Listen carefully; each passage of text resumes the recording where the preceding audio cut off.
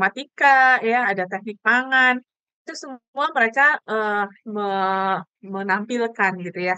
Nah, jadi nanti Mbak Denmas silakan nanti dipersiapkan baik prototipe luarannya atau dalam bentuk proposal. Kalau tahun lalu itu kan kita hanya berakhir dengan proposal saja. Jadi nanti tidak ada prototipe karena memang anak teknik itu agak sulit tuh untuk prototipenya gitu ya. Dan kemarin itu idenya kita masih dengan nominal yang besar-besar gitu ya. Jadi kalau ada perhitungan sampai dengan modal nanti di belakang itu diinvestasi ya nilainya besar-besar. Kalau yang sebelumnya, senior kalian itu mengerjakan mata kuliah ini ya memang nanti menggabungkan antara economic engineering karena ada perhitungan mengenai investasi.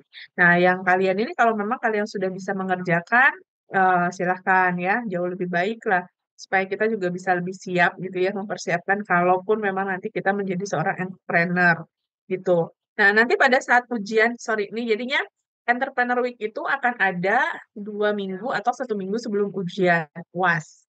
Nah, lalu kemudian nanti kalian akan diberikan revisi. Jadi kalau misalnya ada masukan-masukan, jadi nanti kalian harus mempresentasikan apa sih yang kalian buat. Nah, nanti tim penilainya itu adalah dari apa PIB ya, Pusat Inkubator Bisnisnya Bakri. Lalu kemudian nanti ada dari dunia usaha atau dunia industrinya Bakri. Barangkali nanti mereka tertarik untuk menjadikan bisnis proposal kalian itu menjadi satu bisnis yang benar, nyata gitu ya. Dan kalau info dari Pak Dekan nanti yang memang baik ya, yang memang bagus poinnya dan memang dianggap layak gitu ya. Nah, itu nanti akan diberikan pilihan sebenarnya. Jika memang mau dilanjutkan, nanti Bakri akan memfasilitasi mulai mencarikan dana CSR atau nanti membantu untuk membuat legalitas perusahaan. Nah, jadi itu menjadi satu pilihan akhir sih sebenarnya. Tapi kalaupun memang kalian tidak berminat, ya nggak ada masalah gitu ya. Jadi nanti sekedar memang hanya membuat mata kuliah, apa persyaratan untuk mata kuliah ini saja. Nah, itu hasil dari rapat beberapa hari yang lalu, itu rapat di hari Rabu. Rabu sore dengan para pengajar eh, kewirausahaan berbasis teknologi dan kemudian dengan Pak Dekan dan pusat inkubator bisnisnya Bakri gitu ya. Nah, jadi silakan Badan Mas nanti saya minta Badan Mas totalnya itu ada berapa berapa mahasiswa ya? Bentar coba saya lihat ya, cek total mahasiswa nanti tinggal dibagi saja. Absensi ya. Total kan ada 44. Kalau kemarin itu disepakati 5 orang. Berarti kurang satu ya. Lima, 8. Berarti hmm, berarti nanti akan ada yang 5 dan akan ada yang 6. Kayaknya gitu sih ya. Jadi silakan nanti Mbak Denmas nanti dibuat 5 orang per kelompok ya. Lalu kemudian nanti akan ada yang 6 orangnya gitu. Jadi memang tadi kemarin sih pembahasannya maksimum adalah lima orang per kelompok gitu. Silakan Mbak Denmas nanti kalau seandainya Bu saya jauh gitu ya. Nah, teman-temannya beda gitu ya. Nah, buat saya sih sebenarnya nggak ada masalah ya mengenai jarak distance kalian tuh ada di mana gitu ya. Karena kan kalian bisa koordinasi dengan menggunakan Zoom gitu ya. Lalu kemudian untuk pembuatan proposal itu kan juga kalian bisa kapan saja yang penting kalian bisa koordinasi.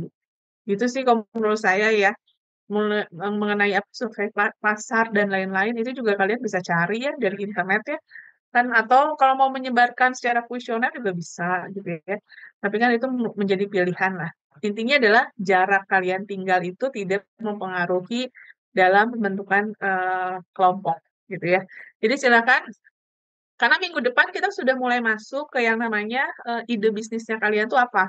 Jadi minggu depan tuh teorinya sudah tidak sebanyak yang kemarin. Kalau kemarin kita sudah mengarah pada mentalnya gitu ya, atau pembentukan mental atau mindset menjadi seorang pengusaha. Hari ini saya sudah masuk ke dalam materi BMC ya, bisnis model proposalnya gitu ya, model kanvasnya apa sih yang mau kalian lakukan gitu ya. Nah, kalau kalian sekarang sudah menerima materi mengenai BMC, Kalau belum ada kelompoknya juga, sayang gitu ya.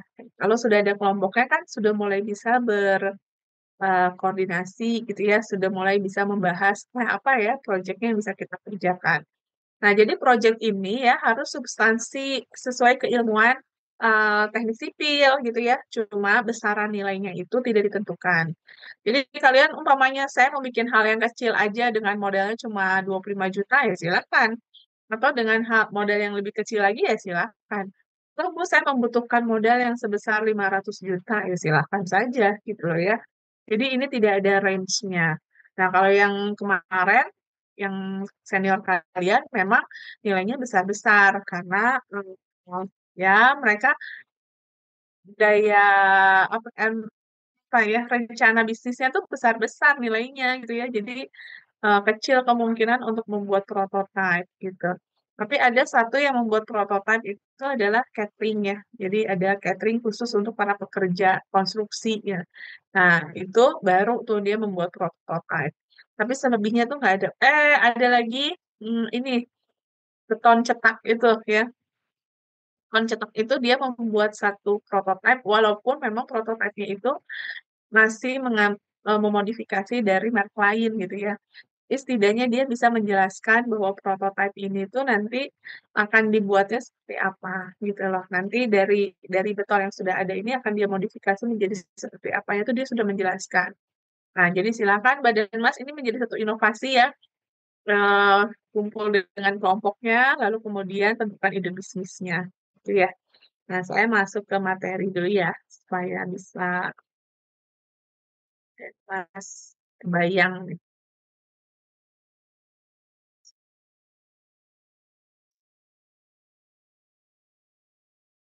Sudah ada yang pernah tahu kan mengenai BMC?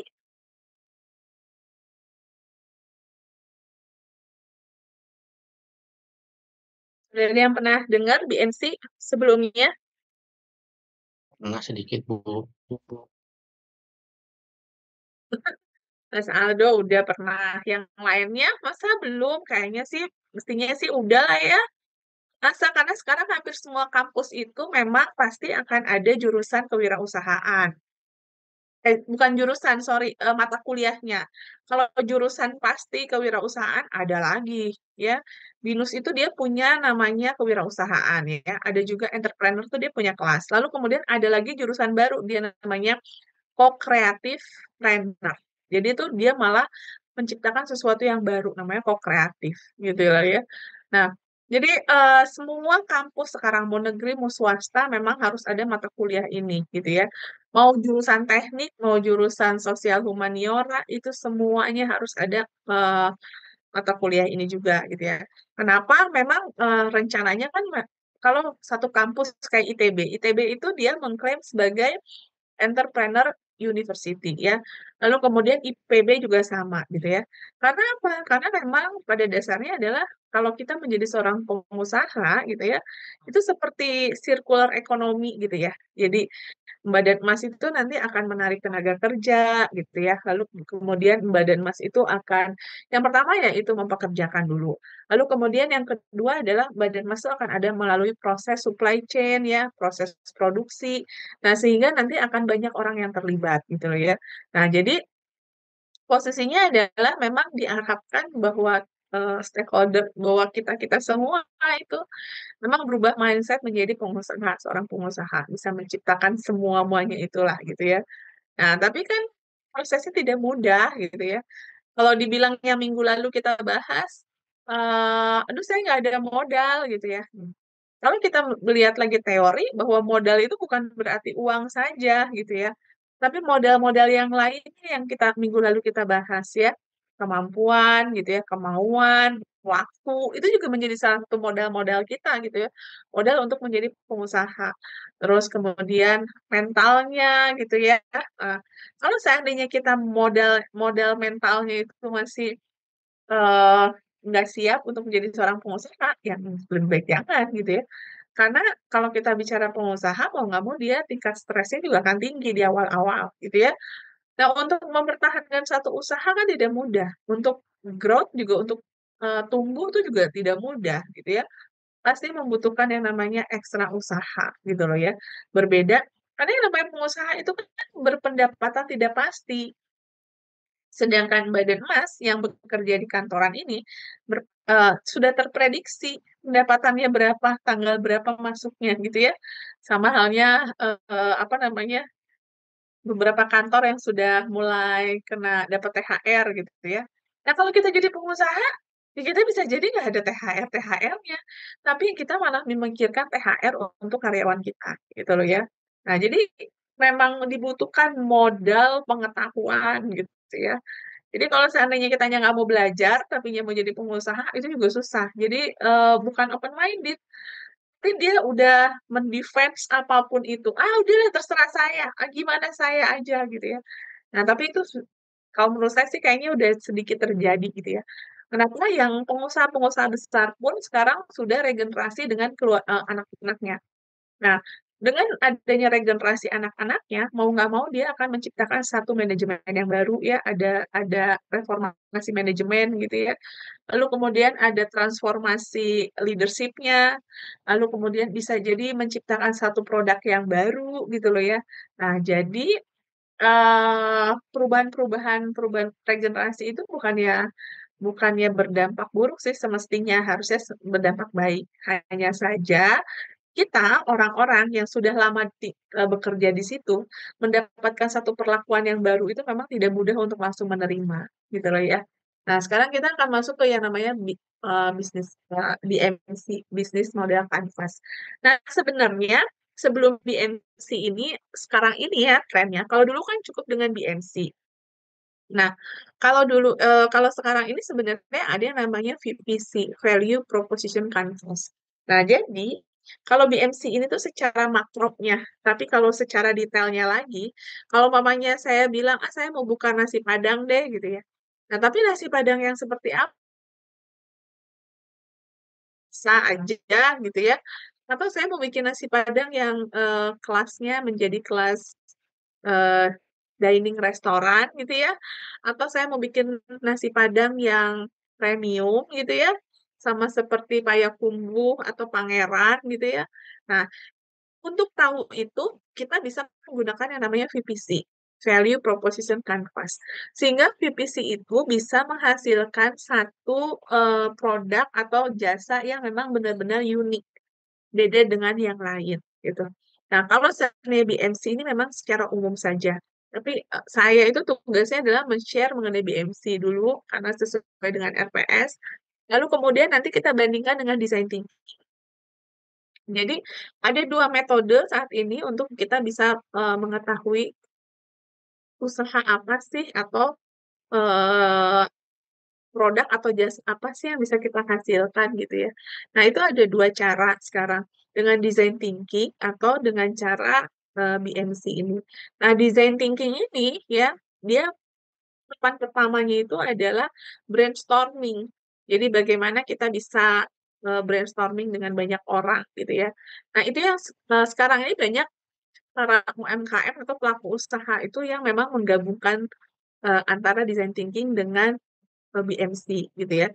Kalau BMC kan secara manual ya, kita memetakan bisnis model Canvas itu memetakan apa-apa saja dipetakan dulu nih supaya kita tahu usaha ini benar nggak cocok nggak buat kita gitu. Jadi kita petakan terlebih dahulu. Sedangkan kalau design thinking dimulai dari brainstorming.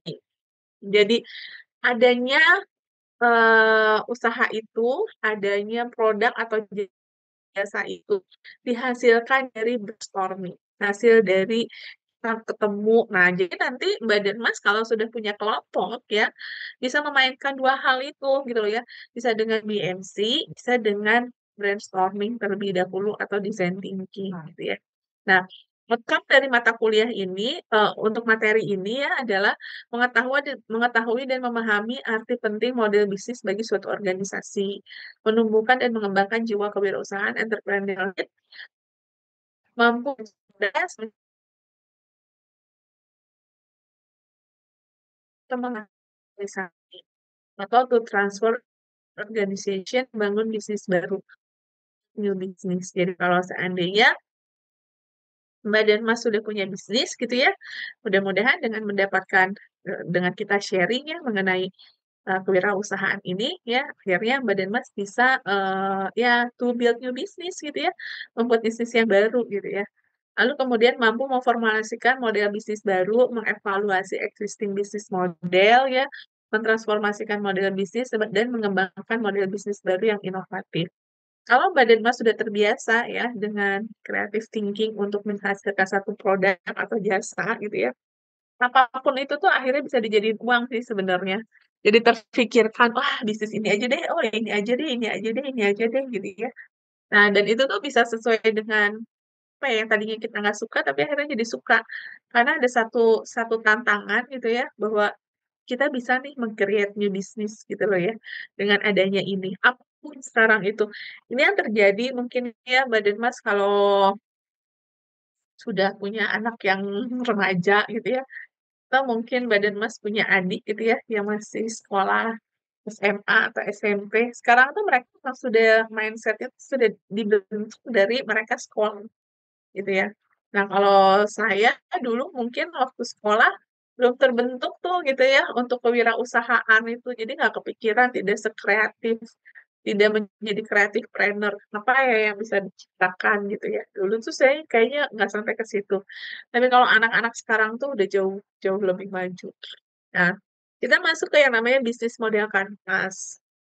Bisnis model kanvas ini sebuah tool yang dapat menggambarkan strategi bisnis yang memungkinkan kita untuk menggambarkan. Jadi, gambaran dari strategi bisnis karena bentuknya kotak, apa kotak-kotak kotak-kotak gitu ya. Kita akan membagi-bagi gitu ya. Lalu ujung-ujungnya adalah menjadi gambaran atau desain. Nah, kita tuh mau ngapain sih dari bisnis ini gitu loh ya. Nah, jadi mendesain kemudian mengerucutkan beberapa aspek bisnis menjadi satu strategi bisnis yang utuh gitu ya. Nah, BMC ini tuh merupakan template, jadi sudah ada template-nya ya. Kalau saya ngambil template itu dari Stargazer ya.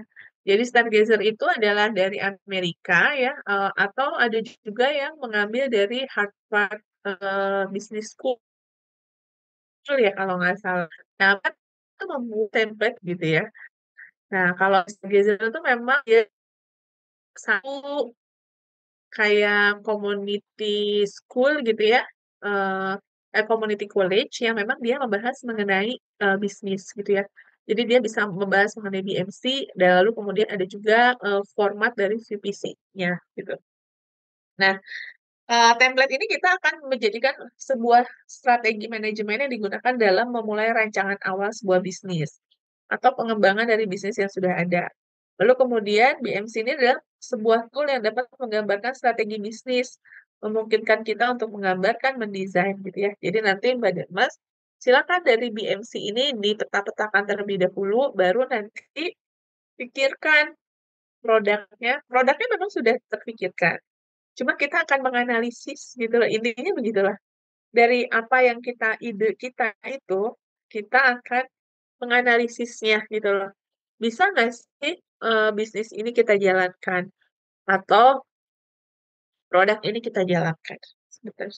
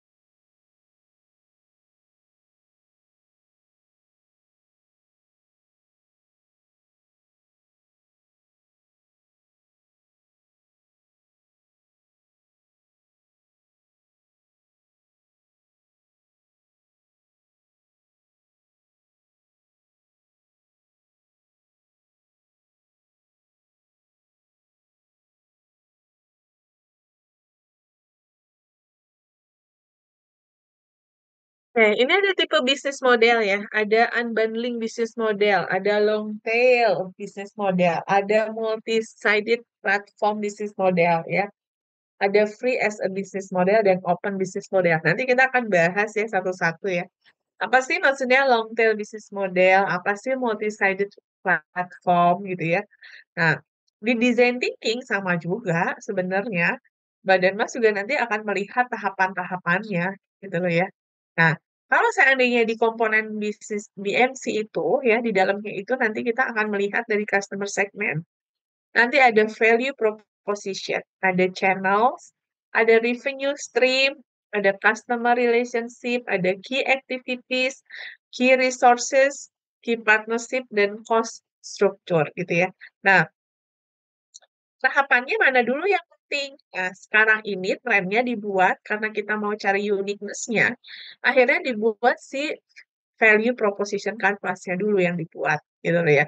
Nah, kalau Mbak Denmas mungkin pernah dengar kalau kita itu mau beli kalau apa marketing mix itu adalah place, product, price, promotion gitu ya. Lalu kemudian kita kalau mau usaha kita harus menentukan terlebih dahulu mengenai targeting, segmenting, dan positioning gitu ya. Nah, itu semua nanti bisa kita jalankan, tapi yang pasti adalah kita harus tahu dulu sebenarnya produk kita. Hafal dulu akan produk kita. Bener, sebentar ya. Aduh, terganggu nih.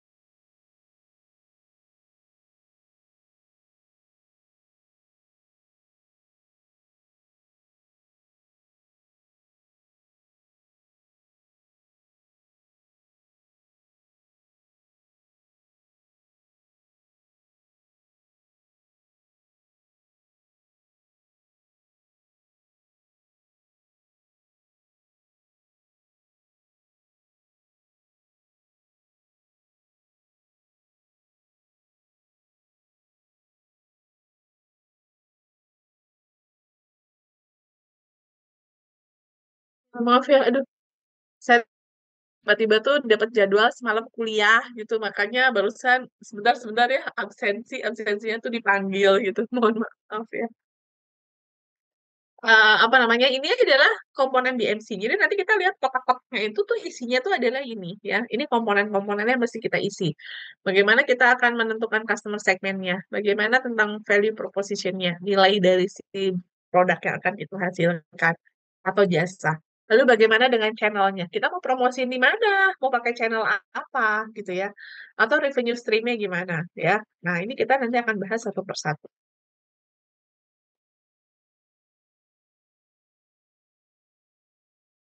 Terima kasih Pak, izin live.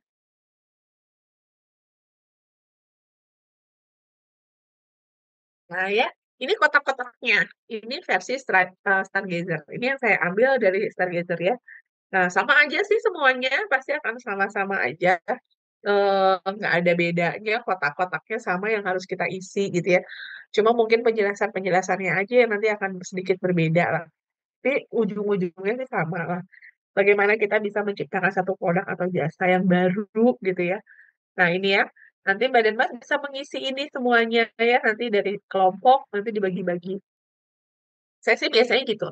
Karena berlima, nanti akhirnya nanti Mbak Denmas fokus mau ke produknya, lalu kemudian fokus ke customer-nya, fokus terhadap pemasarannya, gitu loh, fokus terhadap produksinya. Nah, jadi nanti bisa dibagi per orang gitu ya tugas-tugasnya. Nah, ini adalah pembahasannya dimulai memulai customer segment. Siapa sih yang akan menerima, yang mau menerima dari si value produk itu tuh siapa nanti? Umpamanya ibu rumah tangga gitu ya, atau nggak para pekerja konstruksi gitu ya, atau kepada para lulusan teknik sipil gitu ya. Silakan nanti tinggal diisi sesuai dengan yang diminta gitu. Nanti Mbak Retno bisa lihat ya customer segment, lalu kemudian customer mulai dari key partner, key activities, key resource gitu ya, value proposition gitu ya. Nah, nanti tinggal diisi semua nih, ikutin sesuai dengan harapannya. Nah, tapi kalau seandainya Bu kayaknya nggak sesuai di saya gitu ya, bingung saya. Nanti di belakang ada penjelasannya lagi ya. Bagaimana sih kita bisa mengisi? Nah, tahapannya dari mana-mananya gitu ya. Kita lihat tahapan pertama adalah customer segment. Kenapa sih customer segment? Kira-kira kenapa customer segment dijadikan tahapan pertama kalau kita mau punya produk, mau punya usaha? Kira-kira kenapa Mas dan Mbak?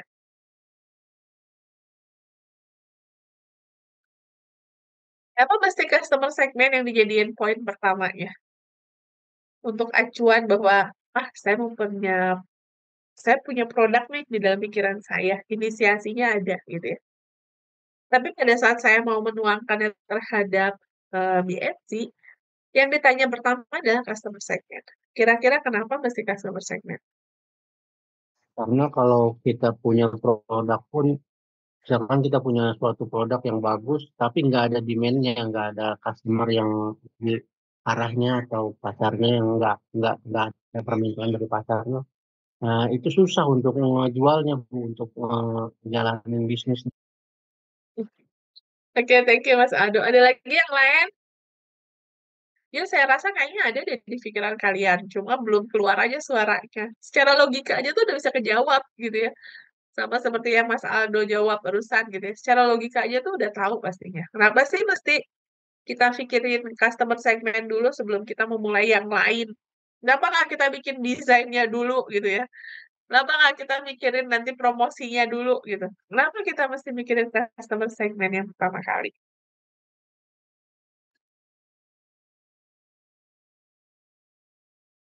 Gimana badan Mas? Mas Adi atau Mas Reza? Mbak Estra?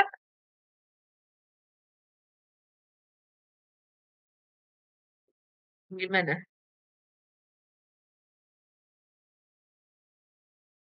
Mungkin Bu ini, lebih biar lebih tahu tujuan kita membuat produk itu apa. Misalnya pangsa misalnya nih produk kita, baju, tapi bajunya yang bagaimana dulu nih? Apakah untuk remaja atau apa, biar kita tahu mendesainnya nanti bagaimana gitu mungkin ya, Bu, ya? Oke, bisa sih Mbak Esra, bisa juga begitu. Ada lagi yang punya ide lah, punya pemikiran yang lain, silakan. Yang Mas Aldo jawab bisa diterima, Mbak Esra jawab bisa diterima juga, bahwa kalau kita mau punya produk, kita harus tahu dulu nih, siapa sih yang mau beli kita, yang mau beli produk kita nantinya, contohnya umpamanya baju gitu ya. Oh, kita tahu kan nggak akan mungkin kita mendesain baju yang usianya di atas 50 tahun dengan usia yang 20 tahunan gitu ya. Sama modelnya, kan enggak ya. Nah, jadi yuk kenapa mesti customer segment dulu yang dijadiin papan pertama untuk membuat BMC atau pada saat kita mau terfikirkan untuk bisnis tuh ternyata customer dulu nih, voice of customer dulu nih yang diutamakan. Kira-kira gimana? Silahkan, Badan Mas. Sih, Pak. Boleh, silahkan. Karena customer sumber pendapatan mungkin Bu. Customer sumber pendapatan.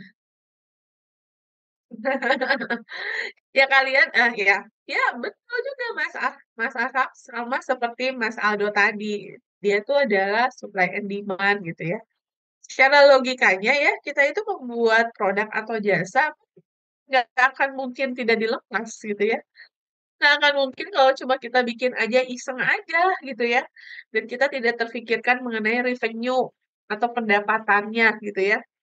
Jadi kan pastinya namanya bisnis ya kan. Bisnis itu berarti akan ada transaksinya gitu ya. Yang transaksi itu nanti akan menghasilkan apa? Profit gitu. Nah, sehingga untuk transaksi itu dibutuhkan ada penjual dan pembelinya gitu ya. Nah, makanya kita tuh harus tahu dulu customer kita siapa. Tidak mungkin kalau seandainya agak aneh lah gitu ya. Kalau Mbak dan Mas itu mau membuat satu produk atau jasa yang tidak tahu customer-nya siapa, itu agak aneh deh, gitu ya. Yang ada akan sia-sia. Gimana nanti udah kerjain dulu. Itu yang akan repot kalau kita bicaranya gimana nanti kalau di bisnis gitu ya. Kalau nanti kita bicaranya gimana nanti, barangnya sudah banyak, lalu kemudian customer-nya nggak tahu siapa. Gimana kita bisa menentukan promosinya? Ya, gimana kita bisa memprediksi atau forecasting dari pendapatannya, gitu kan? Itu semua kita tidak bisa lakukan, gitu ya. Makanya kita harus tahu dulu siapa sih customer kita, bagaimana segmentasi dari customer kita, gitu ya. Jadi ini kita harus tahu dulu. Yang tahap pertama adalah customer segment, ya.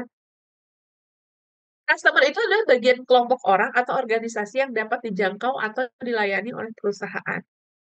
Tahap awalnya tuh dari customer dulu. Sehingga Mbak dan Mas nanti tinggal membuat strateginya gitu ya. Membuat produknya atau jasanya gitu ya. Yang disesuaikan dengan si customer tersebut gitu ya. Contoh ya, Mbak dan Mas itu akan membuat satu produk ya yang high end gitu ya. Contohnya tuh Mbak dan Mas tuh akan membuat apa ya? Oh, ini aja deh, apa, tower crane ya, dengan tower crane itu dengan tanpa operator gitu ya, dan menggunakan teknologi AI. Atau Badan Mas akan, menciptakan satu produk seperti, apa namanya, SketchUp gitu ya, 3D, tapi semua menggunakan AI. Nah, mungkin saja dibuat, kenapa? Karena saat ini memang membutuhkan itu gitu ya. Kalau si tech itu saya lihat itu sekarang sudah banyak menggunakan AI, bantuan AI gitu ya. Sudah tidak lagi manual yang menggambar, membuat gitu, sudah enggak gitu ya.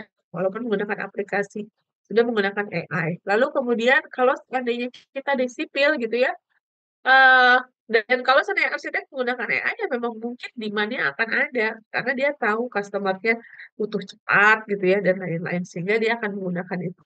Tapi kalau seandainya tower crane gitu ya, tower crane itu tanpa operator di bawah sini gitu ya, dan harganya itu mahal sekali gitu ya, dibanding dengan adanya operator, itu akan sulit. Kenapa? Karena di Indonesia sendiri itu ya masih eh, konvensional gitu ya, masih lebih percaya dengan adanya manusia yang menjadi operatornya gitu ya, ketimbang robot ketimbang sudah aplikasi. Sama halnya seperti kalau seandainya di penerbangan itu di air traffic control gitu ya, di towernya itu di ATC itu ya, mungkin ke depannya isinya nggak ada orang gitu ya, isinya sudah dijawab oleh AI gitu ya. Nah, tapi kan belum belum terfikirkan ke sana karena memang di kita tuh memang masih membutuhkan manusia lah intinya. Nah, jadi kita kasih tahu dulu nih ya, bahwa si customer kita tuh siapa sih, supaya kita bisa menentukan produk kita tuh mau dibikin kayak apa, sama seperti tadi Mbak Esra jelaskan. Sama seperti Mas Asraf atau Mas Aldo tadi gitu ya, bahwa kita harus tahu start-nya itu dari customer dulu ya, customer segment. Tahu siapa sih customer-nya gitu, lalu kemudian segmentasinya seperti apa. Jangan sampai nanti kalian salah sasaran. Salah sasaran tuh sia-sia. Masalahnya kita sudah mengeluarkan biaya untuk memproduksi atau biaya promosi atau apapun. Jadi perhatikan dengan yang namanya customer segment gitu ya.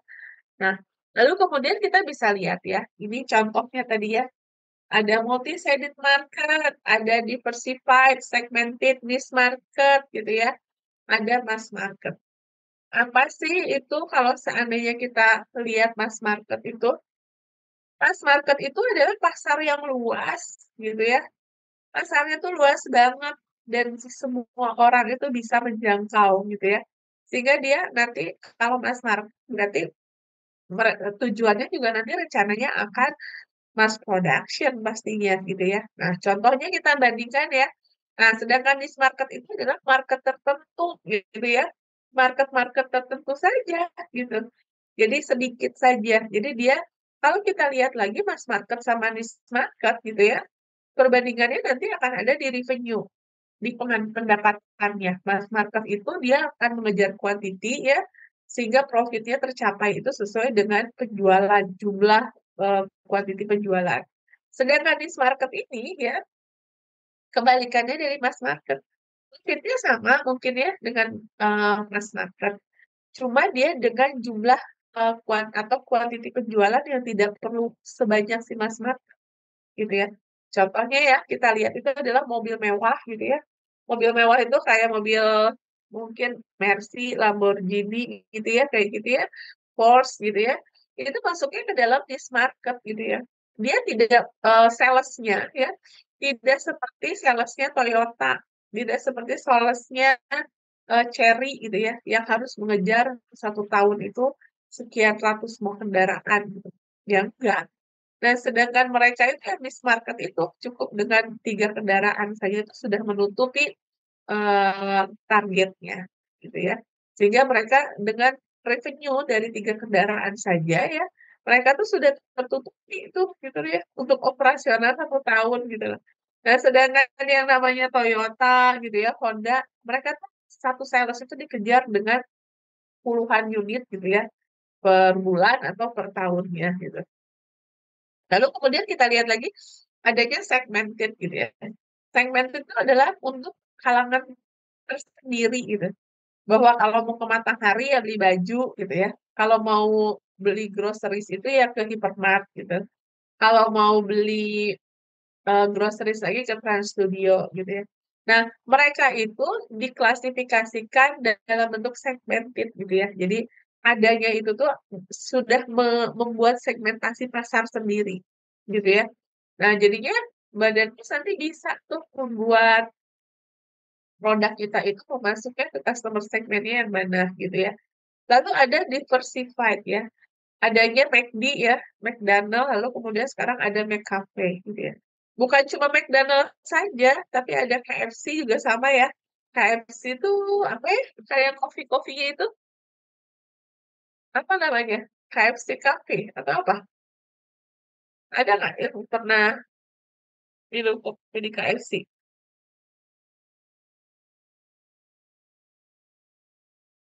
Ada Mas. Ini nggak ada suaranya. Ada kemana ini tuh? Nah, Bu, KFC itu kan sekarang ada store juga ya, di mana dia tuh jadi seperti si McDonald ya. Dia ada untuk kopinya ya, bahkan ada yang jual sampai kue-kuenya. Setahu saya tuh kalau saya di daerah rumah saya ya di Cibubur itu ada KFC yang besar itu di jalan rayanya ya. Lalu kemudian dia tuh ada yang jualan cookies, saya suka beli soalnya. Ini maaf ya lagi bulan puasa kita bahas makanan. Ada cookiesnya, ada donatnya gitu ya. Lalu kemudian ada kopi-kopinya gitu ya. Sama seperti McDonald, dia jual ada croissantnya, terus dan kemudian dia ada cheesecake-nya kalau nggak salah ya. Padahal di satu store yang sama gitu ya. Nah, kalau KFC itu bisa beda store. Kalau kalian ke GBK ya, ke Senayan itu, di dekat parkiran itu ada KFC, tapi KFC-nya untuk coffee saja gitu ya. Nah, itu adalah diversified gitu ya. Nah, jadi setelah menciptakan produk utama, kalian akan menciptakan produk yang lain gitu loh, ya. Nah, itu adalah diversifikasi dan itu tuh eh, menjadi level bahwa kalian tuh naik kelas. Dan tidak boleh cepat-cepat tuh punya diversified itu, gitu ya. Memang harusnya matang dulu dengan satu produk itu, baru nanti Badan Pom akan mengeluarkan produk lainnya. Nah, yang ada kalau seandainya kita itu ya banyak-banyak dikeluarinnya, itu kerepotan nanti ada titik semuanya itu lebih cepat gitu proses penurunannya gitu ya. Nah, contohnya tuh ya sekarang tuh ya kalau saya lihat itu kayak ini apa namanya yang perang itu apa namanya skincare gitu ya. Ada satu produk yang namanya SS itu ya, Selasaukia itu. Saya ngelihat itu dia tidak diversified gitu ya. Mungkin dia tidak menggunakan konsultan bisnis gitu ya, kalau menurut saya ya. Padahal sebenarnya dia tuh pendapatannya, revenue-nya besar sekali. Nah, ada baiknya memang pada saat kita pendapatannya sudah besar, kita punya yang namanya konsultan bisnis. Itu penting banget deh menurut saya. Kenapa? Karena si konsultan bisnis ini nanti akan membuatkan strategi bagaimana kita akan bertahan, bagaimana bisnis kita akan tumbuh gitu loh ya. Nah, jadi boleh gitu. Namanya kita revenue-nya udah bagus. Kenapa nggak kita menggunakan konsultan bisnis gitu ya untuk memberikan masukan? Jangan seenaknya, udah gampang. Itu berdasarkan feeling saya. Pokoknya usaha ini bisa sukses karena feeling saya. Nggak bisa sih sebenarnya. Adanya konsultan bisnis itu jauh lebih lebih memberikan masukan apa sih yang harusnya dikerjakan selanjutnya. Dan dia akan membuatkan strategi. Oke, strategi selanjutnya tumbuhnya begini ya, growth-nya ya, gitu ya. Nah, itu ya sangat-sangat dibutuhkan sih sebenarnya, tapi tergantung kitanya mau atau tidak untuk menggunakan itu. Nah, satu contoh ya, saya lihat ya, Stella Saukia itu ya. Stella Saukia ini tuh dia punya dua produk. Produk pertama itu adalah skincare ya, lalu kemudian produk keduanya itu adalah baju gitu ya. Nah, yang dia yaitu feeling saya dia tidak menggunakan konsultan bisnis gitu ya. Sehingga dia jalankan dua-duanya, jebret keluar dua-duanya. Nah, dua-duanya ini apakah dia bisa ini apa namanya maju dua-duanya belum tentu gitu loh ya. Pasti dia sulit untuk mengatur yang namanya promosi. Segmentasi pasarnya bisa jadi juga akan berbeda gitu ya. Walaupun dia bilang, "Ini kan skincare saya tuh banyak yang beli perempuan," gitu ya. Nah, sehingga saya bikin baju muslimnya juga khusus untuk perempuan. Ya belum tentu juga, karena selera orang kan berbeda. Saya akan membeli satu produk, umpamanya contoh Wardah itu ngeluarin baju, belum tentu juga saya beli, walaupun saya menggunakan skincare-nya gitu loh. Terbayang nggak Mbak Efri? Bener nggak? Kita kan, umpamanya kita tuh pakai atau enggak Mbak Efri pakainya, oh sama seperti ini, apa kalau perempuan itu apa? Button scarf ya? Iya Bu, cotton scarf. Ya. Mbak Efri itu menggunakan, kerudungnya dari Button scarf. Apakah Mbak Efri akan membeli tasnya juga dari Button scarf? Belum tentu Bu. Ya, belum tentu. Ya, makanya dibuatlah yang namanya jedanya gitu loh. Jangan kecuali kalau kita mau segmented ya. Kalau kita mau segmented bisa sekali. Jadi sekaligus dikeluarkan produknya banyak gitu loh ya. Tapi kita sudah mengambil segmentednya itu adalah perempuan semua gitu loh. Kalau Butterscraft ini kan saya lihat sekarang dia menjadi segmented ya, bukan diversified. Kenapa? Karena di satu store itu dia jual hijab, dia jual sepatu kalau nggak salah ya Mbak ya, bener nggak sih Mbak Epri? Dia jual tas ya, dia juga jual skincare kalau nggak salah ya. Nah jadi dia memang menjadi segmented khusus untuk wanita gitu loh, wanita muslimah gitu. Nah jadi Mbak dan Mas tuh nanti bisa membuat customer segmentnya dulu, tahu dulu. Ini namanya multi-sided market. Multi-sided market itu adalah seperti newspaper free aja gitu. Jadi kayak Mbak dan Mas itu tidak memiliki segmentasi khusus. Jadi siapapun bisa gitu, tidak ada segmentasinya. Jadi mau yang berpendapatan berapapun, mau usia berapapun, yang pekerjaannya apapun gitu loh. Memang bisa menggunakan yang namanya produk saya gitu loh. Jadi multi-sided market gitu loh ya. Jadi tidak terpaut pada segmentasi khusus, customer segmentasi khusus. Jadi ya sama seperti ini sih biasanya makanan ya. Makanan itu mesti, kalau sekarang lagi bulan puasa kolak gitu ya, atau lontong gitu ya, atau buka puasa.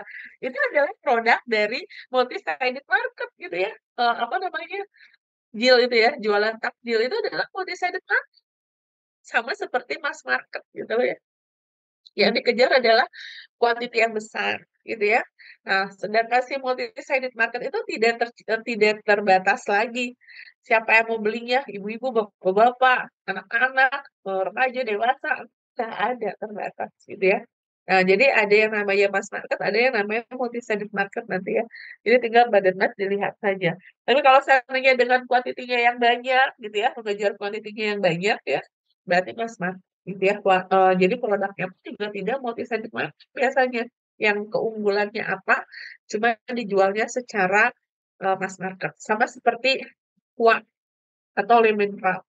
Dia mengajarnya adalah quantity penjualannya. Nah, sedangkan ada lagi Evian ya, minuman Evian itu yang mahal atau apalagi itu yang dari Gunung Fuji itu namanya G-Water ya atau apa ya? Nah, dia itu adalah niche market ya. Nah, nggak perlu banyak-banyak orang beli gitu loh ya.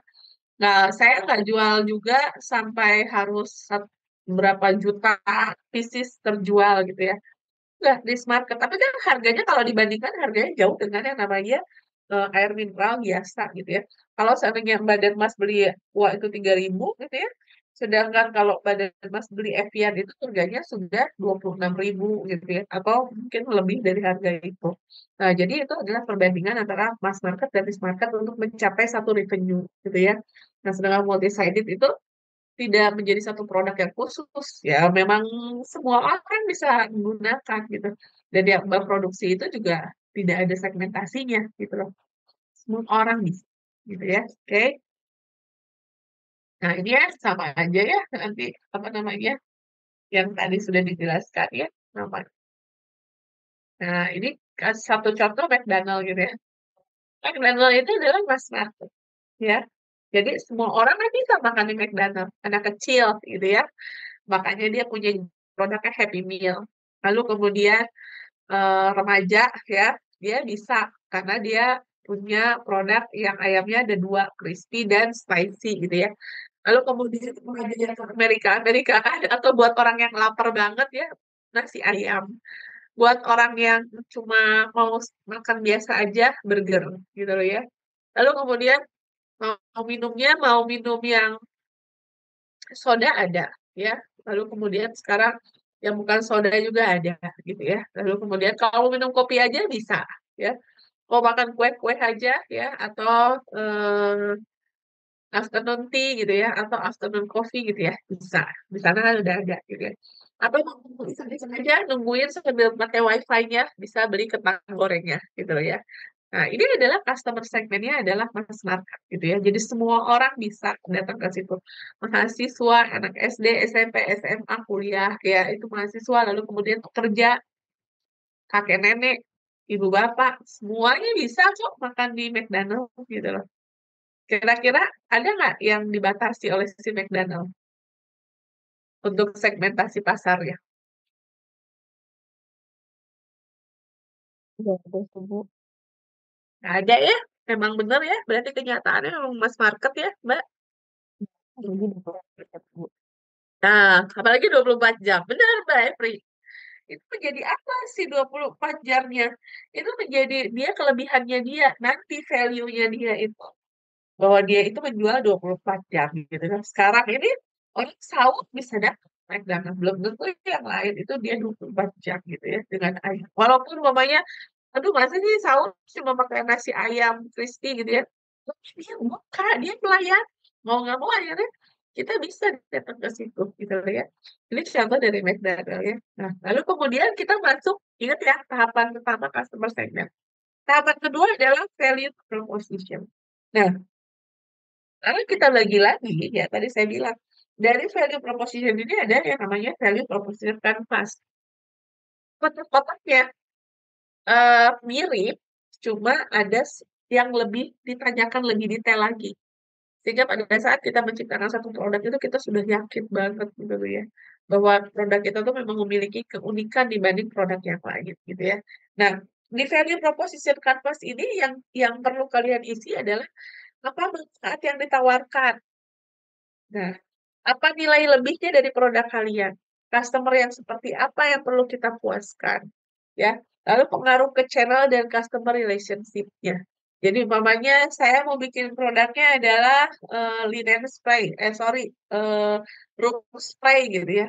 Ya, room spray yang saya mau bikin pewangi ruangan yang memang ramah lingkungan gitu ya, tanpa bahan kimia gitu ya. Nah, lalu diambilnya semuanya itu bahannya adalah esensial.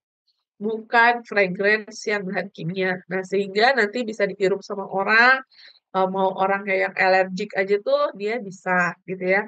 Lalu kemudian orang anak kecil aja tuh dia bisa menghirup itu karena memang dia dasarnya dari natural oil gitu ya, dari essential oil.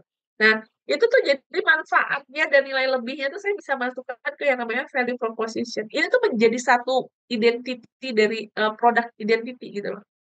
Identitas produk kita gitu loh ya.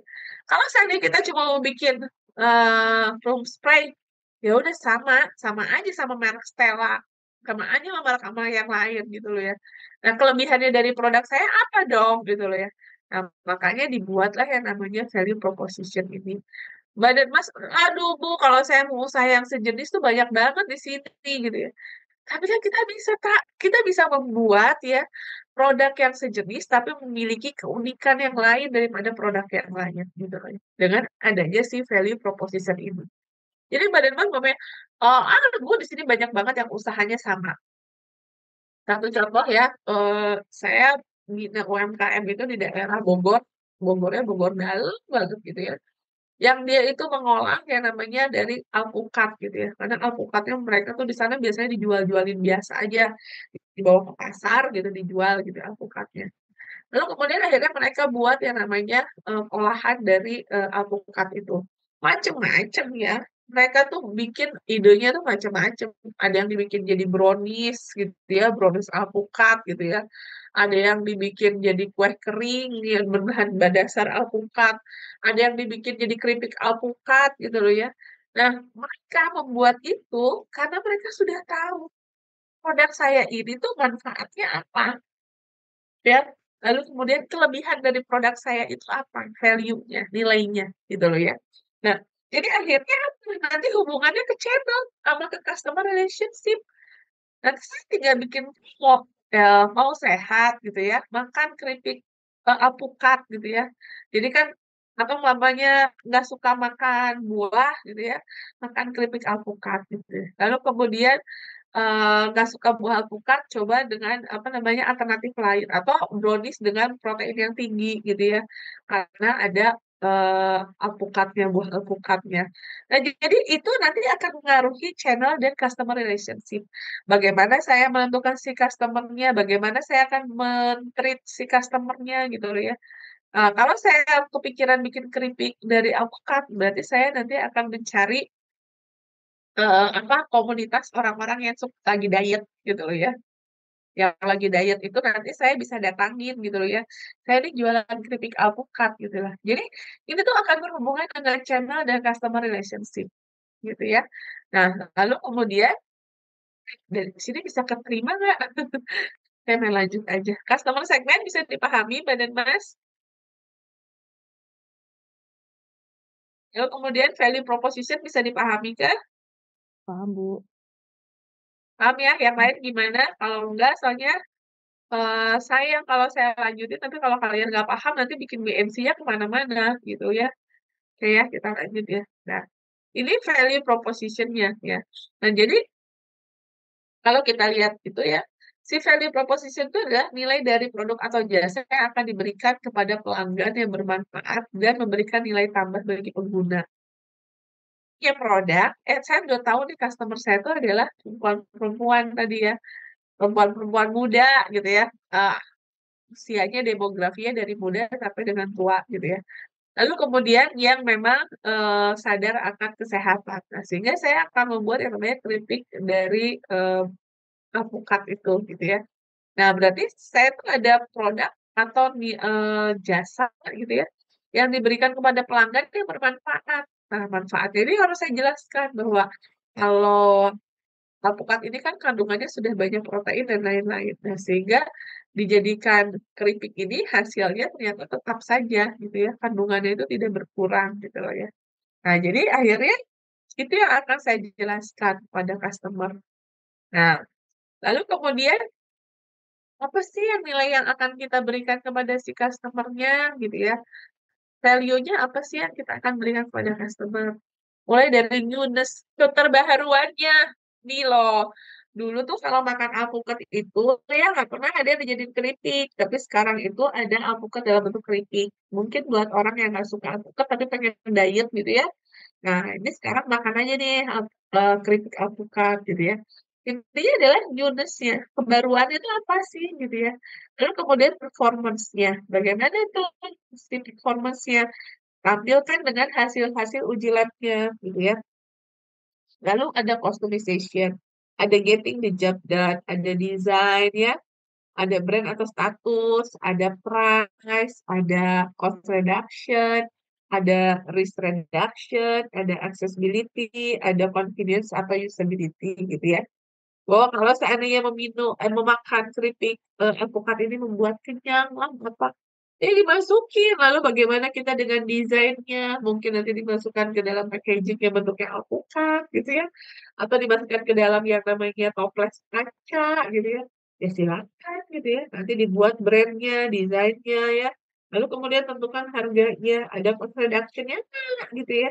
Ada resiko-resiko yang timbul nggak? Pokoknya contohnya dia alergik terhadap lemak tinggi, nah itu jadi jangan juga pakai keripik ini gitu ya. Atau ada nggak perbandingannya cost reduction-nya? Kalau kita beli alpukat biasa itu sekilonya berapa? Lalu kemudian kalau yang keripik alpukat ini berapa? Tahu saya kayaknya alpukat ini kan memang harganya mahal ya. 1 kilonya itu rata-rata memang udah di atas 40.000 gitu ya. 35.000 atau 40.000. Lalu kemudian kita lihat lagi, ada nggak kalau misalnya kita makan si keripik alpukat ini, manfaatnya sama tapi harganya jadi lebih murah gitu ya, nggak ada 40.000. Kalau seandainya beli alpukat beneran, 1 kilo tuh 40.000 mungkin cuma dapat 2 gitu ya. Nah, kalau seandainya si keripik itu, berarti dapatnya 1 kilo yang bisa untuk dipakai berhari-hari gitu ya. Nah, lalu kemudahan untuk mendapatkan produk ini gimana accessibility-nya? Biar saya dapat produk ini. Jangan-jangan nanti diproduksi sama Mbak Evi, lalu kemudian susah carinya, ya. Untuk mencarinya tuh susah gitu ya. Dulu tuh ya saya ingat banget ya, berapa tahun yang lalu berarti. Mungkin di atas 5 tahun yang lalu ya. Dulu tuh ada artis namanya Ersa Mayori. Ersa Mayori. Ersa Mayori itu ya, dia membuat yang namanya nachos ya, tutup merah namanya. Nggak tahu kalau sekarang sih mudah didapat ya namanya nachos tutup merah gitu ya. Si nachos tutup merah ini ya rasanya enak, nyudes lah buat kita ya. Kenapa? Karena dia itu terbuat dari jagung ya, buat orang yang diet cocok.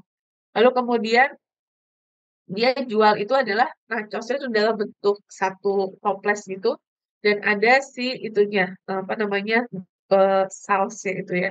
Sausnya itu nanti dikasih 2 macam, ada kayak tartarnya sama lalu kemudian ada lagi yang namanya, tomat-tomatnya itu, saus tomatnya.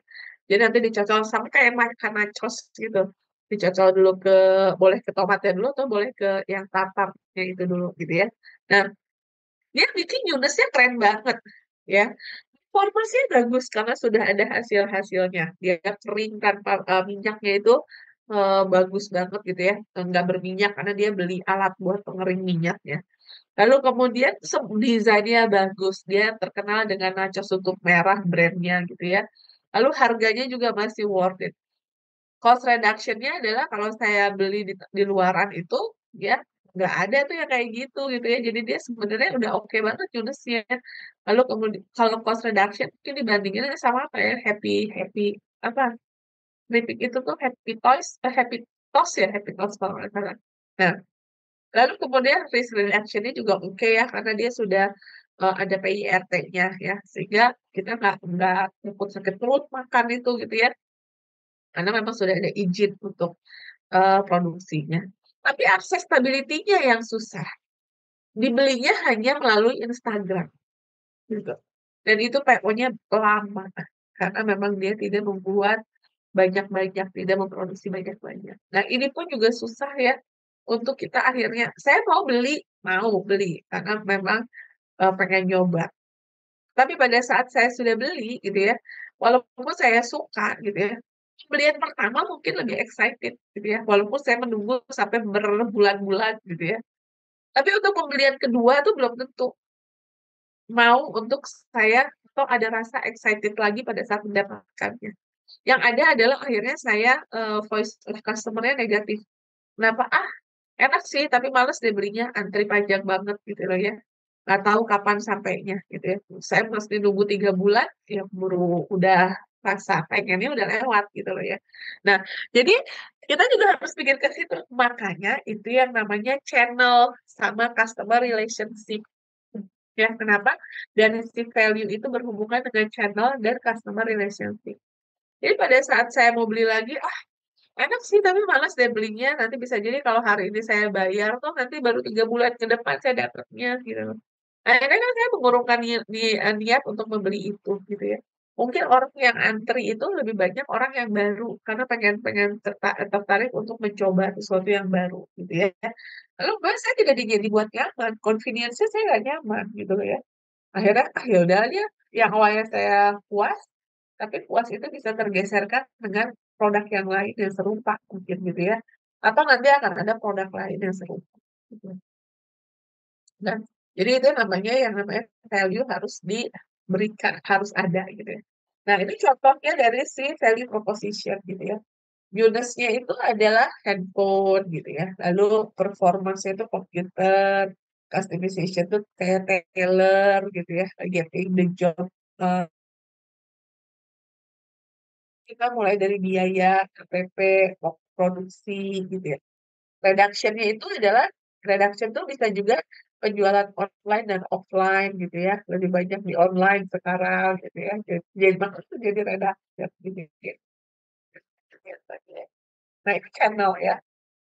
Channel itu adalah sarana untuk menyampaikan value proposition ke customer segment. Tadi lagi, customer segmentnya kan sudah ada tadi ya.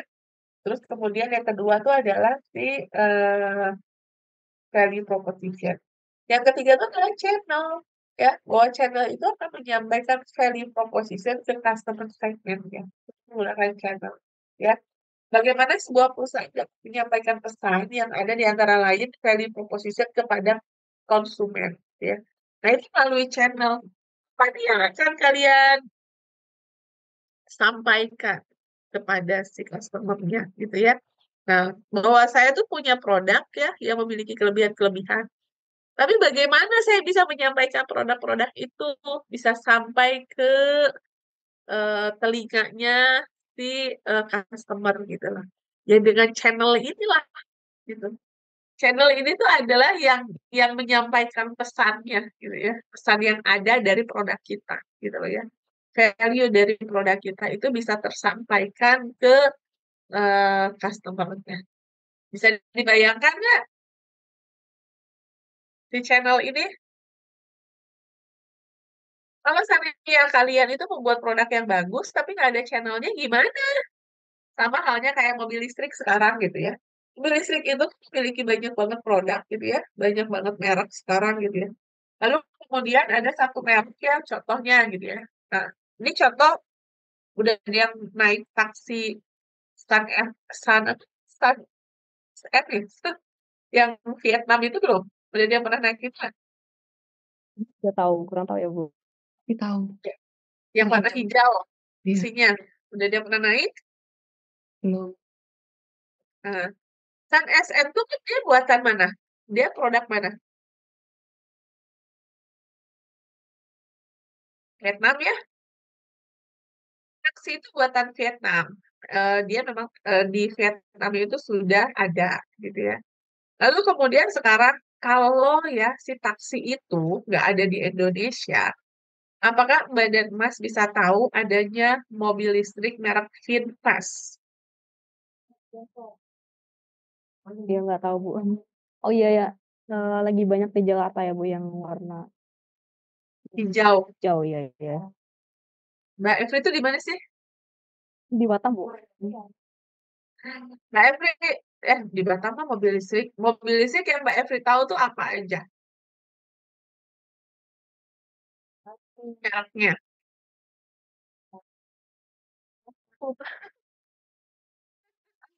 Oke, yang ada di Jakarta coba bisa dibantu yuk. Yang ada di Jakarta, apakah kalian tahu mobil listrik dari VinFast? BYD bukan ya Bu? Ya, BYD. Benar-benar Mbak Efri, benar Mbak Efri masih ke Jakarta dulu deh nih, ngelihat taksi baru ya. Tadi, Sun FM ya, ya. tadinya di Jakarta Bu, baru sebulan ini di Batu. Oh iya iya iya iya iya iya. Tapi kan nanti balik lagi ke Jakarta ya Mbak Efri. Ya habis Lebaran Bu. Ya, nanti coba ya Mbak Efri taksi baru itu ya, si Sun FS, Sun SM. Ya, ya Mbak Indira. Mbak Indira di Jakarta kah? Iya, Ibu. Nah, lalu kemudian mobil listrik apa yang Mbak Indira tahu? Yang seliweran tuh. Oh, udah banyak ya Bu, kayak Hyundai Ioniq, terus ada Wuling, Mudik banyak eh banget gitu ya. iya, Cherry gitu ya. BYD gitu kan bener kan? Cherry, BYD, iya. Oke. Mbak, kita tahu nggak yang namanya VinFast itu ada di Indonesia? Mobil listrik VinFast. Setelah itu merek juga Bu, aku belum pernah dengar sih. Juga, iya. Nah, jadi kalau seandainya kita ngelihat lagi adanya si taksi Sun SN ini ya, sebenarnya memang yang pertama adalah kita tuh nggak bisa memonopoli pasar ya. Memang nggak bagus kalau seandainya pasar itu dimonopoli dengan satu produk saja. Contohnya tuh si Bluebird gitu ya. Bluebird itu kan kita nggak punya pesaingnya, cuma satu aja Bluebird gitu ya. Nah, eh, yang terjadi apa? Kita tuh tidak bisa membandingkan ya, tidak apple to apple. Kita tuh nggak bisa. Makanya kan kalau Mbak dan Mas juga di konstruksi ya kan, yang namanya purchasing itu supply chain itu kita tuh memang harus ada pesaing loh. Maksudnya harus ada komparasi dengan dua dua dua vendor gitu ya. Supaya apa? Supaya kita bisa membandingkan. Bagaimana kita bisa tahu bahwa harga si A itu lebih murah, memang yang terbaik. Ya mau nggak mau kan harus dibandingkan. Karena adanya pembanding itulah sehingga kita bisa tahu mana yang terbaik gitu loh ya. Dengan membandingkan harganya, kualitasnya gitu ya, dan segala macamnya gitu ya. Nah, sekarang kalau seandainya kita bicaranya adalah Bluebird saja ya, mau dibandinginnya sama siapa? Dibandinginnya sama taksi online ya. Beda pastinya. Pastinya kita menganggap itu oh Bluebird jadi lebih bagus lah, lebih nyaman lah kita naik Bluebird gitu ya. Ketimbang kita naik Gokar. Ya nggak apple to apple. Yang satu itu mitra ya putus, sedangkan yang satunya lagi itu dia bekerja di perusahaan gitu walaupun dia semi mitra gitu loh ya bagi hasil. Tapi kan setidaknya tuh mereka mendapatkan fasilitas, mereka mendapatkan asuransi gitu ya. Mereka mendapatkan kalau yang punya anak itu anaknya bisa dapat beasiswa sekolah gitu ya. Lalu kemudian fasilitasnya fasilitas kesehatan. Nah, sedangkan driver GoCar nggak ada itu. Jadi kita nggak bisa bandingkan. Sedangkan si Bluebird itu ya dia menggunakan seragam ya, lalu kemudian pelayanan kualitasnya itu sudah ditentukan gitu ya, bahwa pertama kali harus menyapa, dia harus pakai seragam gitu ya, mobil harus dalam keadaan wangi karena sudah ada standarisasinya gitu loh ya. Dan sedangkan GoCar gimana? Ya nggak ada. Jadi sehingga kita nggak bisa membandingkan apple to apple itu tuh nggak bisa. Karena dengan dua produk yang berbeda. Walaupun sama-sama transportasi, tapi dia eh, dua, dua value proposition yang berbeda. Ya, untuk bandingkan si Golkar dengan si taksi Bluebird. Nah, sehingga adanya si Sun FM ini, Sun SM ini ya, kita bisa membandingkan dengan value proposition yang sama. Value proposition-nya sama nih, di Sun SM ini. Ya, dia juga bukan mitra gitu ya, terus si drivernya dan lain-lain. Mobilnya itu juga mobil dari perusahaan yang harus dikembalikan ke perusahaan gitu ya, yang akan dicek gitu ya bagaimana kelengkapannya, lalu kenyamanan bagi penumpangnya nanti, keselamatannya dan lain-lain. Nah, lalu kemudian ya, kalau kita lihat lagi ya, si Sun SN ini, dia itu bagian dari mobil VinFast. Kalau seandainya nggak ada Sun SN, saya tuh juga mikirnya VinFast itu adalah produk Cina. Dan ternyata enggak. Sun SN itu adalah produk dari Vietnam, gitu ya. Yang dia ada di Indonesia, dibantulah si channelnya itu dengan adanya perusahaan taksi. Jadi tuh sebenarnya si taksi itu tuh menjadi channel untuk mobil VinFast itu. Jadi kalau Badan Mas naik taksi Sun SN, di dalamnya itu nanti akan ada yang namanya brosur-brosur VinFast. berapa sih harganya mobilnya gitu ya. Jadi pada saat kita masuk ke dalam itu nanti si drivernya tuh juga apa namanya mau nggak mau ikut membantu menjualkan. Kenapa? Karena kan dengan kita masuk ke dalam mobil, lalu kemudian nanti bisa dia jelaskan, nanti kalau kursinya kurang mundur, bisa tinggal ditekan ininya, tombol ini atau apa. Nah, akhirnya kita jadi tahu, eh, oke juga ya fasilitasnya, atau oke juga ya ininya, apa, dalamnya si Finfest ini gitu ya, jarak kakinya luas gitu dan lain-lain. Ternyata empuk juga ya dan lain-lain. Akhirnya kan si driver itu tuh seolah-olah tuh seperti memberikan, apa namanya, channel gitu ya. Jadi, ya, boleh juga tuh, terus dia bilang, "Bapak dan Ibu ada brosur Finfest, barangkali tertarik untuk, apa namanya, test drive Finfest," gitu ya.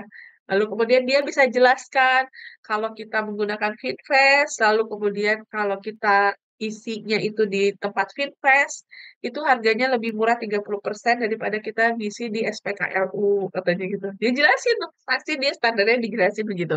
Nggak tahu ya, kalau saya sih jadi, eee, apa namanya,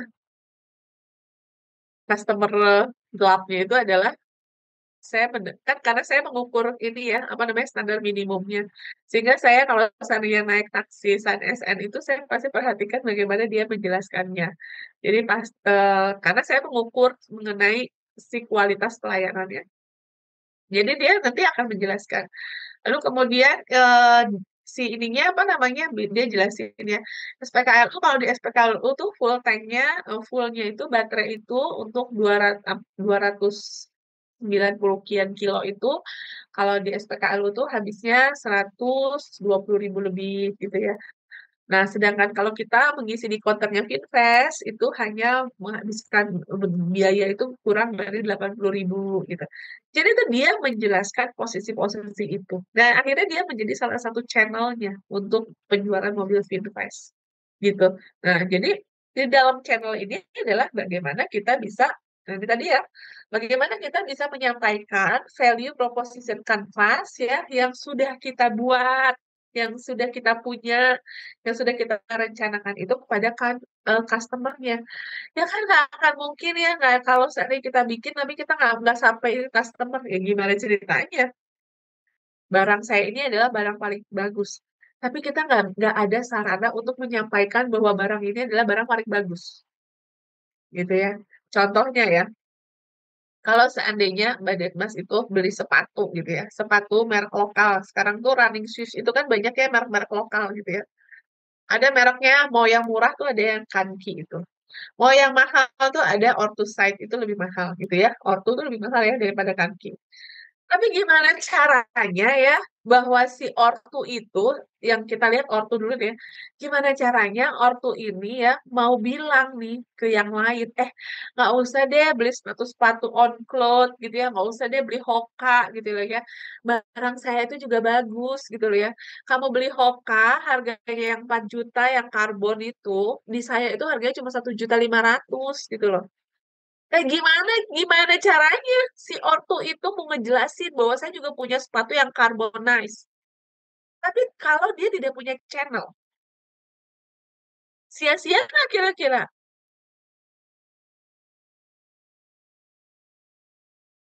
Kira-kira sia-sia nggak apa yang dibuat sama ortu? Dia tuh mau bikin produk yang sama dengan merek Hoka, gitu ya. Tapi dia nggak punya channel untuk menyampaikan value proposition itu kepada customer. Kira-kira gimana? Iya, customer-nya nggak tahu. Ya customer nggak tahu akhirnya jadi apa? Gimana Mas Ado? Jadinya nggak dibeli kan? Ya jadi nggak, karena nggak tahu jadi nggak beli. Jadi ya nggak ada nilai itunya, apa namanya tadi, value-nya tadi. Value proposition-nya nggak nyampe karena nggak ada channel-nya, ya kan? Akhirnya customer akan membeli ya yang memang value proposition-nya nyampe gitu ya. Nah, sedangkan si Hoka itu iklannya gencar gitu ya. Iklannya gencar, dia sampai sewa papan reklame besar gitu ya. Dia iklan di media sosial, iklan di televisi dan lain-lain. Sehingga yang akan sampai itu adalah dia memiliki channel. Kalau nggak punya channel ya udah bablas gitu loh ya. Nah, itu yang terjadi ya, si ortu itu tuh dia tidak melakukan itu kalau menurut saya. Ya, ortu itu tidak melakukan yang namanya dia tuh cuma hanya menggunakan word of mouth dari mulut ke mulut. Ada nggak yang running yang suka lari di sini? Jadi dia hanya sampainya tuh dari mulut ke mulut aja. Ortu aja tuh ada juga dia yang karbon tapi 1,5 juta harganya jauh beda dibanding sama Hoka. Pertanyaannya adalah kalau orang yang nggak yakin kan karena dia sudah biasa belinya Nike, Adidas atau Hoka gitu ya, atau apapun, akhirnya dia pikir, ih bagus nggak tuh gitu ya produknya gitu ya. Bagus, bagus ini produk lokal cuma bagus kan. PR banget itu nyampein itu. Nah, berarti dibutuhkan channel yang tepat untuk menyampaikan itu. Nggak bisa juga hanya sebagai mulut saja. Sama seperti, nah, atau dia massal, masif gitu ya. Sama seperti si Saat SN itu yang membantu si drivernya itu membantu untuk memberikan informasi atau value proposition terhadap value proposition dari produk mobil Finfast ya kepada si customer itu gitu ya. Nah, jadi si fungsi channel itu adalah yang pertama adalah awareness, meningkatkan kesadaran antar pelanggan mengenai produk dan layanan. Lalu kemudian yang kedua adalah evaluation, membantu pelanggan untuk melakukan evaluasi dari value proposition yang diberikan oleh perusahaan. Ya, lalu kemudian ada yang namanya purchase. Purchase itu proses transaksi yang terjadi antara pelanggan dan perusahaan untuk mendapatkan produk atau layanan.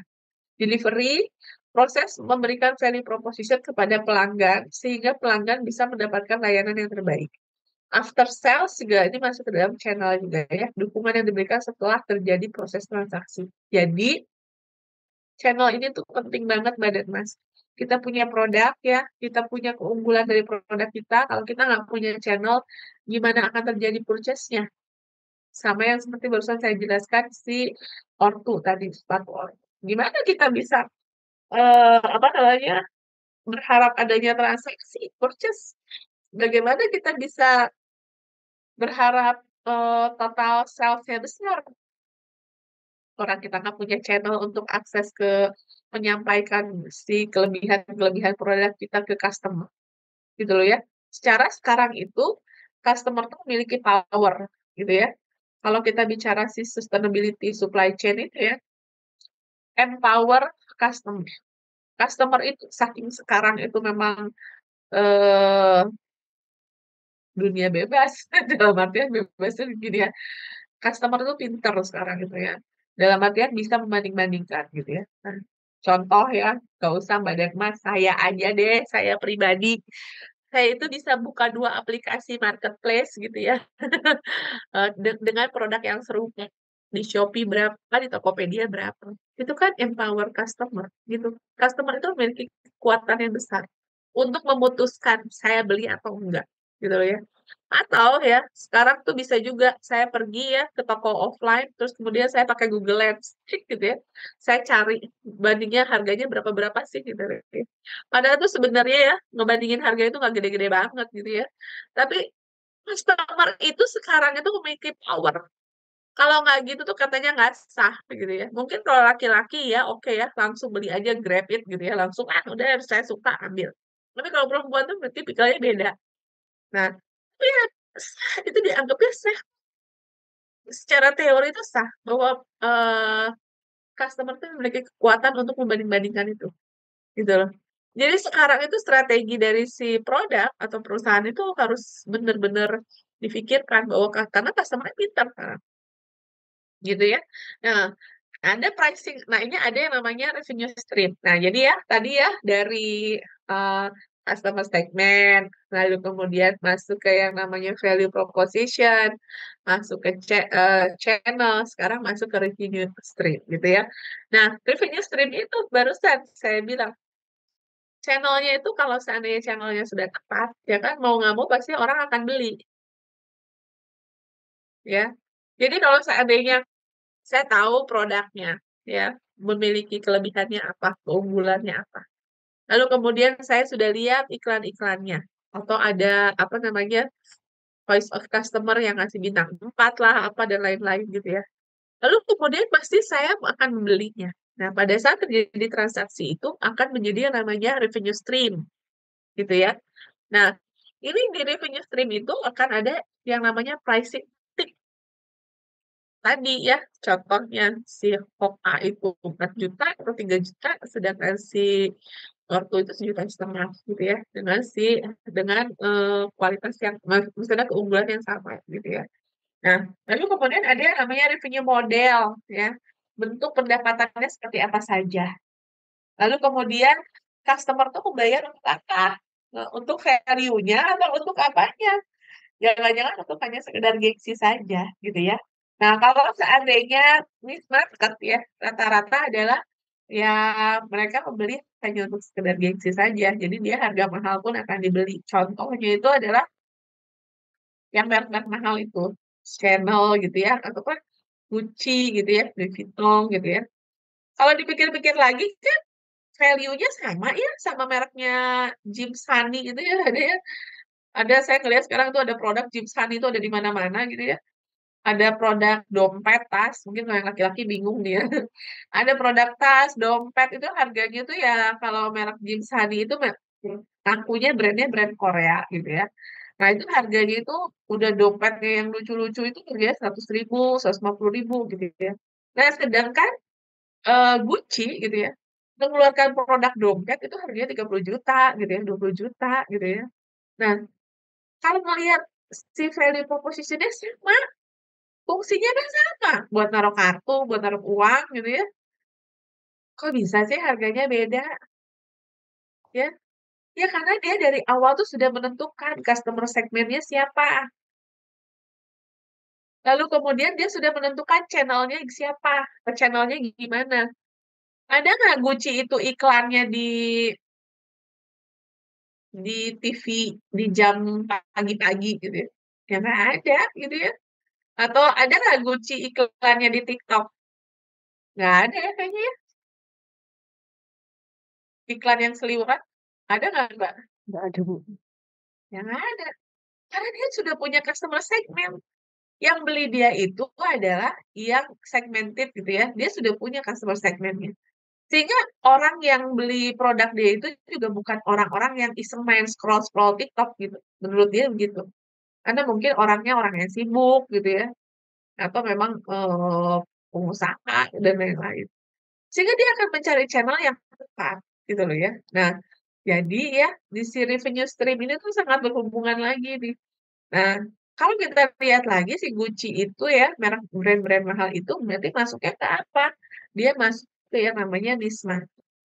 Dia tidak mengejar yang namanya quantity banyak, tidak seperti si Jim Sunny yang harus menjual 1.000 pieces per hari gitu ya.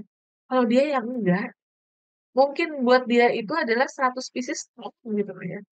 Makanya kalau kita lihat lagi tuh ya, yang masuk ke dalam store-nya si Gucci untuk membeli ya berbelanja itu kan cuma sedikit gitu ya, nggak banyak gitu ya. Karena memang dia menjadi niche market. Nah, makanya dilihat aja ya, customer itu membayar untuk apa? Untuk namanya pride. Jadi pada saat Mbak dan Mas menggunakan handphone yang Cina dengan Mas menggunakan handphone yang iPhone 16, pasti pride-nya akan berbeda. Pada saat Mas menggunakan laptop HP mungkin ya, dengan laptop yang mahal banget gitu ya, HP yang 10 juta dengan laptop yang harganya puluhan juta gitu ya, itu pride akan berbeda. Jadi, customer itu membayar untuk apa? Salah satunya adalah untuk pride. Kalau kita ngejar niche market. Pride itu pada saat dilihat orang, ih Mbak Evelyn tasnya Gucci gitu kan ya. Nah, itu tuh akan timbul yang namanya pride. Lalu kemudian orang yang pada saat Mbak Evelyn turun dari Mercy gitu ya, ih Mbak Evelyn naiknya Mercy gitu ya, itu tuh ada pride. Sehingga Ampun. customer membayar. Kenapa Mbak? Ibu. Sehingga pada saat kita membayar mahal itu, karena salah satunya adalah untuk pride. Ya, jadi ada yang namanya kita harus memahami juga yang namanya revenue stream-nya, gitu ya. Tapi kalau yang namanya mass market nggak ada ini, mass market itu nggak ada kepikiran buat yang apa namanya, yang buat pride-nya itu nggak ada. Tapi yang ada adalah function-nya. value-nya, value proposition-nya. Bahwa saya membeli si dompet James Honey 150.000, ya anggapnya biasa aja, jangan berharap yang lebih. Nggak usah berharap dipuji gitu ya. Nggak ada diharap dipuji. Ih, bagus banget kelihatan mahal gitu. Nggak usah berharap itu. Karena kan ini namanya mass market. Saya pakai, Mbak Indira pakai, Mbak Evi pakai gitu ya. Semua orang bisa pakai gitu loh ya. Lalu terus kemudian harganya juga terjangkau. Yang penting adalah function-nya gitu loh. Nah, ini tuh yang membedakan ya, Mbak dan Mas ya. Lalu kemudian dari revenue stream ini kita masih lihat ya. Nah, ini revenue stream itu adalah nilai yang benar-benar dibayarkan oleh pelanggan. Untuk apa mereka membayar saat ini? Bagaimana cara mereka membayar saat ini? Bagaimana cara mereka lebih suka untuk membayar? Berapa banyak revenue stream berkontribusi terhadap pendapatan keseluruhan? Nah, jadi adalah si revenue stream ini adalah kita tuh malah lebih banyak memikirkan bagaimana proses pembayaran tersebut gitu loh ya. Jadi bukannya membahas mengenai pendapatan, total pendapatan gitu, proyeksi pendapatan, enggak. Revenue stream itu bukan mengarah ke proyeksi pendapatan. Tapi bagaimana caranya Badan Mas itu mendapatkan pendapatannya gitu loh ya. Bahwa eh, umpamanya Badan Mas itu akan melakukan yang namanya penjualannya itu menggunakan bekerja sama dengan pay letter gitu loh. Nah, itu adalah eh apa revenue stream gitu ya. Jadi umpamanya saya terus lalu umpamanya menggunakan kris gitu ya. Lalu ada lagi cicilan atau apa ya? Pay letter ya tadi cicilan. Adanya barang di diterima COD gitu ya. Nah, itu COD. Barang diterima dahulu baru bayar. Nah, ini kan menjadi revenue stream gitu ya. Salah satunya. Nah, dari revenue stream, ini masih. Nah, bagaimana cara menghasilkan revenue stream ya? Dengan aset sell, menjual aset yang dimiliki dengan tipe cara menghasilkan revenue yang paling dipahami oleh banyak orang gitu ya. Ada beragam cara untuk mendapat revenue stream dari penjualan aset. Seperti Amazon.com, Samsung dan Toyota atau usage fee. Revenue stream ini tipe yang didapatkan dari pengguna suatu jasa khusus. Semakin banyak jasa itu digunakan, semakin banyak yang harus dibayarkan oleh konsumen. Seperti kartu halo gitu ya, atau hotel per harinya berapa. Nah, itu jadi pendapatan itu ya dia dari kalau seandainya digunakan ya berarti dia dapat uang gitu ya. Nah, atau kalau seandainya aset sell itu seperti yang kita penjual aja, ya penjualan seperti biasa. Nah, si revenue stream ini ya, kalau seandainya ini hubungannya sama si value gitu ya. Nah, contohnya itu kita lihat lagi itu apa sih? Saya nggak tahu deh kalau seandainya laptop, kalau dulu itu kan ada Dell tuh, produk Dell itu dia memiliki keunggulannya adalah dia bisa customize gitu ya. Lalu kemudian dia bisa apa? Ya customize produk itu berdasarkan dari mamanya kalau mau lebih murah kita juga jual refurbished-nya gitu ya. Jadi menjual produk-produk yang memang sudah digabungkan spare part-nya gitu dari yang rusak-rusak itu akhirnya diperbaiki dan dijual kembali gitu ya.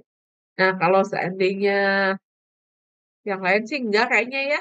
Yang lain memang makanya Dell itu dapat penghargaan itu karena dia dianggapnya sebagai apa yang sudah melakukan yang namanya sustainable supply chain gitu ya. Jadi dia sudah melakukan itu.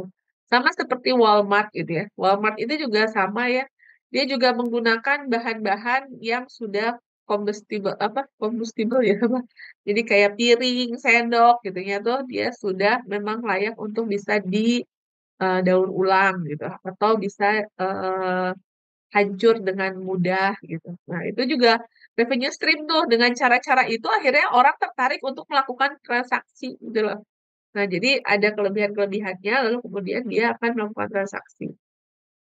Lalu kemudian ada lagi subscription fee gitu ya. Nah, ini pada saat kita melakukan penjualan secara kontinu terhadap suatu jasa gitu ya.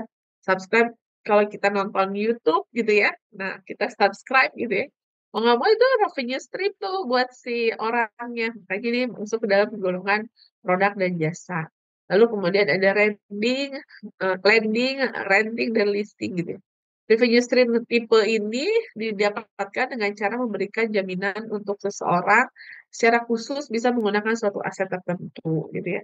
Nah, jadi nanti Badan Mas nanti bisa dilihat ya revenue stream yang Badan Mas tuh masuk mana, atau brokerage fee, ada advertising, licensing, tuh. Jadi banyak ya, nanti bisa dilihat ya. Mau dapatnya itu nanti bagaimana. Nah, lalu kemudian yang selanjutnya adalah customer relationship. Ya, customer relationship itu adalah cara-cara organisasi menjalin ikatan yang pelanggannya.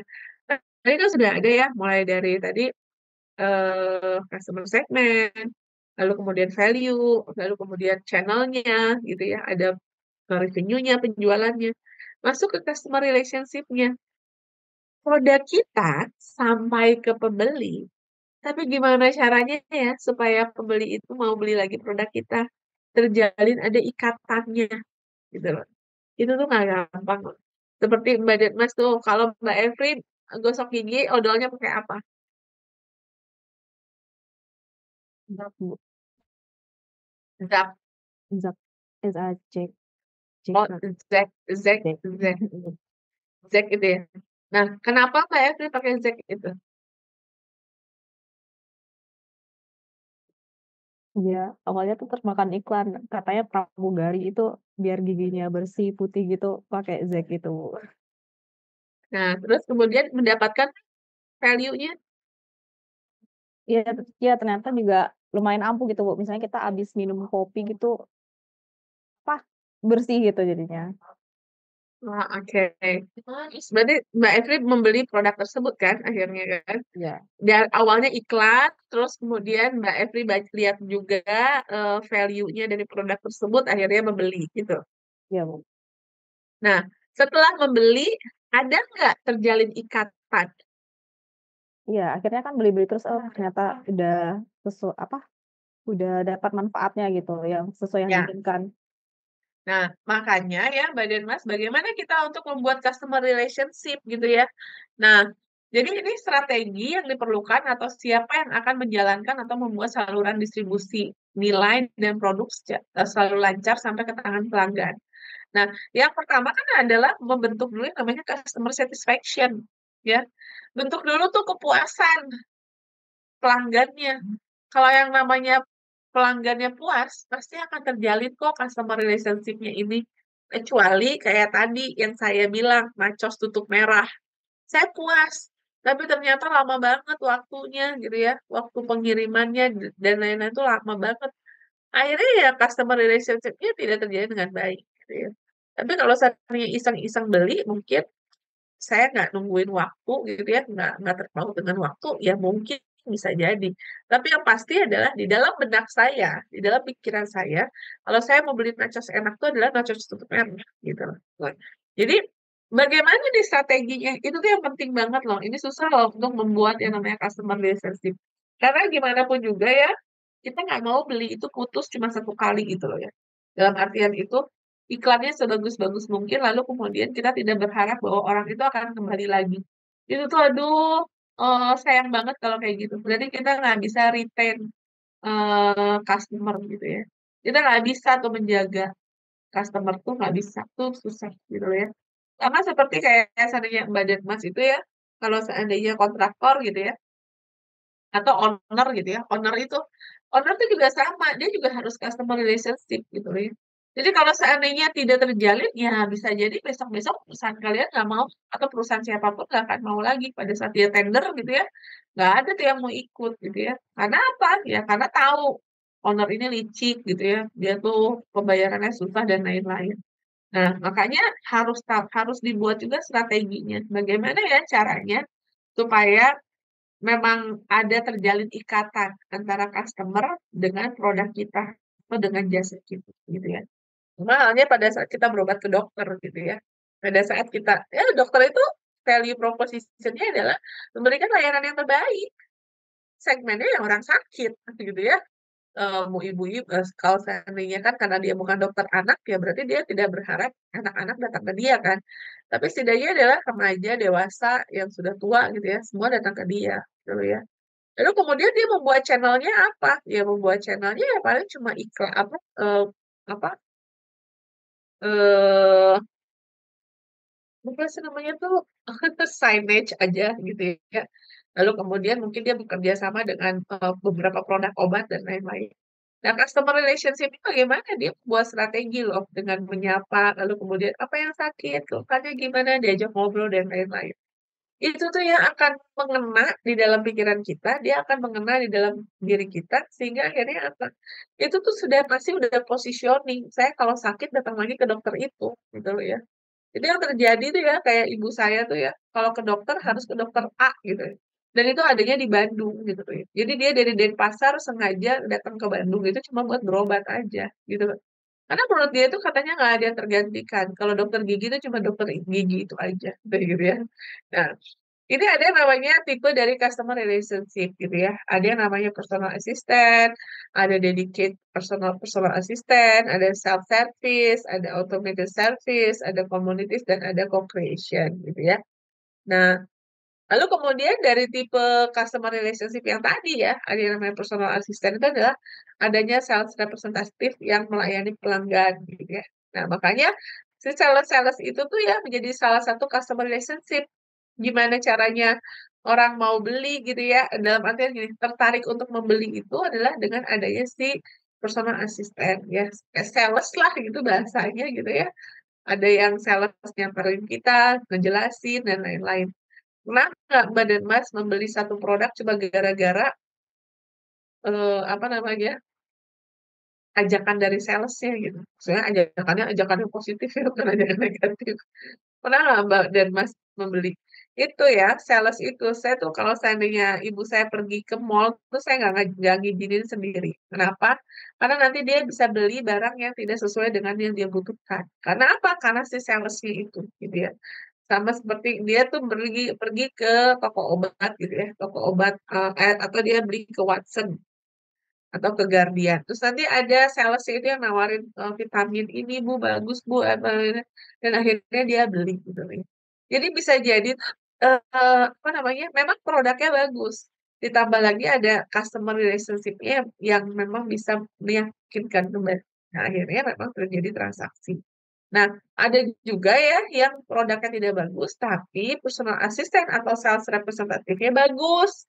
Nah, ini yang mesti hati-hati. Makanya kita lihat lagi sih value-nya. Pada saat si sales itu menjelaskan, kita juga mesti tahu apa sih value-nya dari produk ini, gitu ya. Nah, kecuali kalau salesnya, nah itu sales mobil mungkin ya. Kalau Mbak dan Mas ngelihat pameran itu kan, sales mobil tuh pendek-pendek roknya dan lain-lain. Nah, bisa jadi gitu ya, beli mobil itu bukan karena melihat dari value-nya, value proposition-nya, tapi melihat dari sales-nya. Itu juga banyak terjadi, itu namanya strategi lah ya.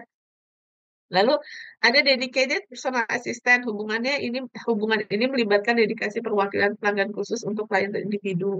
Lalu ada self service, pelanggan melayani di dirinya sendiri, biasanya di bisnis retail gitu ya. Lalu ada automated service, pelanggan bahkan tidak pernah ke toko Anda, biasanya bisnis online gitu ya. Itu automatic service. Lalu ada community, menciptakan komunitas untuk pelanggan. Ini juga ada ya. Jadi kalau sekarang ini kalau seandainya mau makanan sehat ya, dia kan ada komunitasnya tuh ya, apa namanya? Saya lihat tuh adik saya tuh dia ikut komunitas itu ya, gluten free gitu ya. Lalu kemudian tuh apa? Smoothies itu ya. Jadi ada yang dia ikut komunitas smoothies tuh akhirnya tuh produk-produknya itu dijual yang memang di komunitasnya saja. Atau mungkin ada juga yang ikut Herbalife ya. Nah, itu juga dia customer relationship-nya merupakan berdasarkan dari community gitu ya.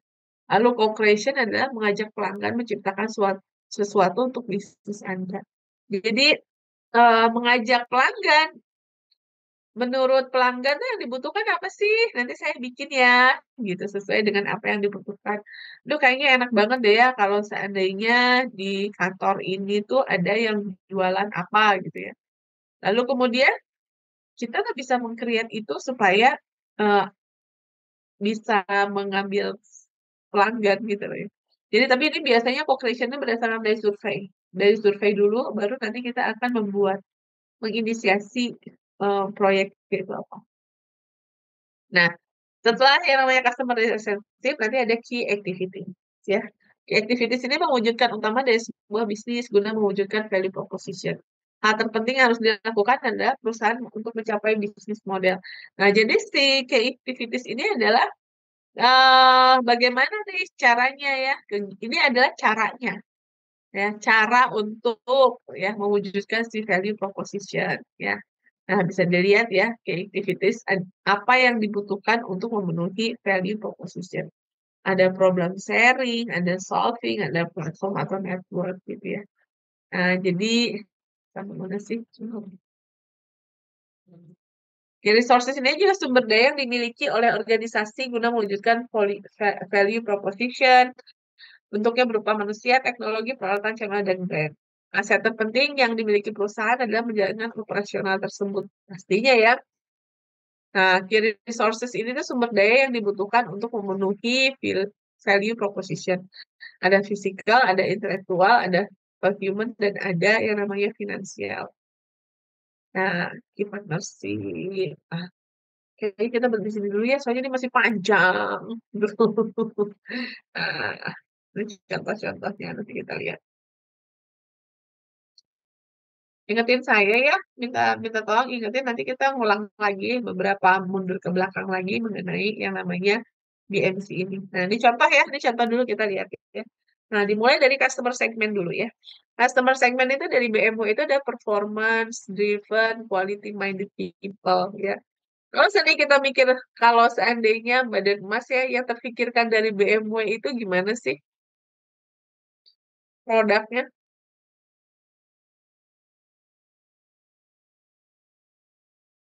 Gimana badan emas? Yang Luxury. terpikir luxury. Terus kemudian apa? Selain luxury apa? Kalau BMW itu kepikirannya itu gimana sih? Performa. Performanya tuh lebih oke gitu ya, Mas, dan ketimbang yang lain. Kalau tadi kan buat mulai sama luxury gitu ya. Ya. Ada lagi yang lain? Kenyamanan, Bu. Kenyamanan ya. Kalau naik BMW itu lebih nyaman lah gitu ya dibanding mobil-mobil yang lain gitu ya. Nah, jadi si customer segment ini adalah saya itu menjual BMW itu berharapnya itu performance driven, bahwa customer itu yang mencari performance driven gitu ya, performance dari penggunanya gitu ya. Lalu kemudian orang yang memang quality minded people, yang tahu akan kualitas gitu ya. Jadi dia nggak akan mungkin ya ikutan pameran ya, yang pameran itu bukan pameran ada orang yang masuk kriteria dari si customer segmentnya BMW. Jadi dia nggak akan mungkin lah masukin iklan-iklan atau pameran itu yang tidak berhubungan gitu ya dengan si customer segmentnya gitu ya. Ada nggak customer segmentnya di situ? Kalau ada ya go ahead, dia lanjut. Kalau nggak ada ya dia nggak akan mau lah gitu ya. Karena apa yang dia cari adalah customer yang memang performance driven.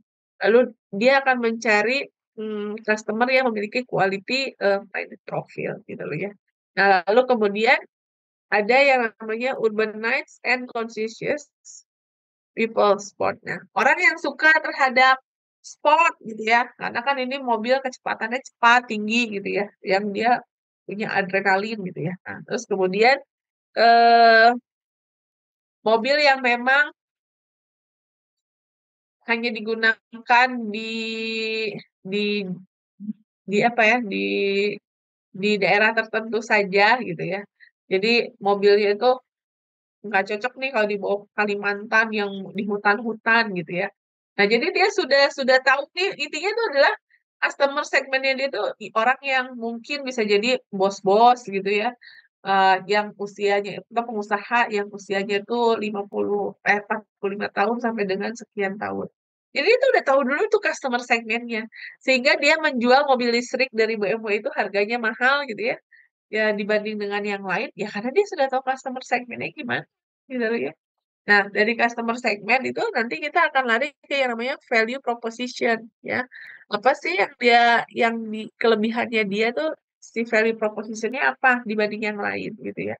Nah, dia ada ultimate driving experience, ada connected drive, reach destination on time and relax.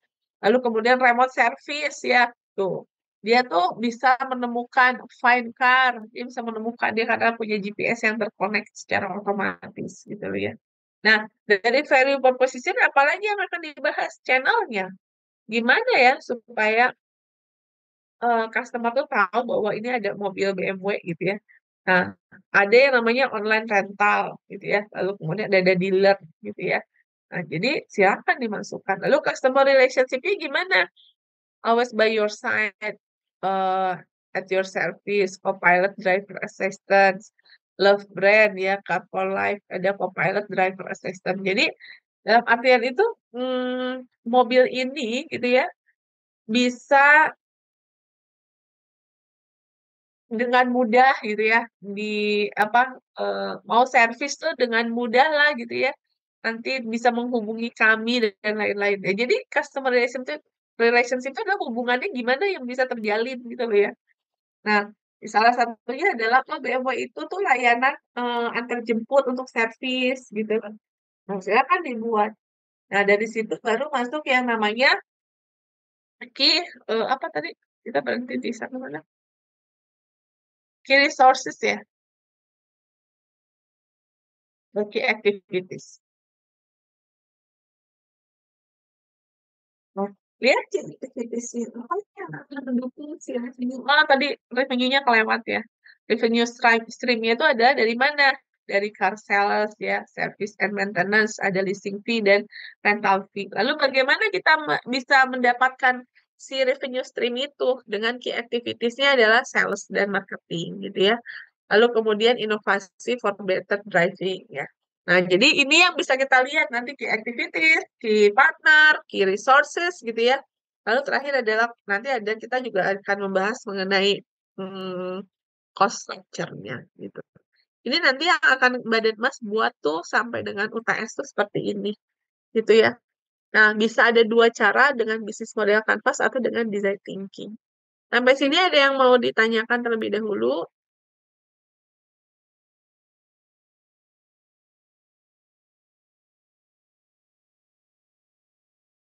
Tidak mau tanyakan?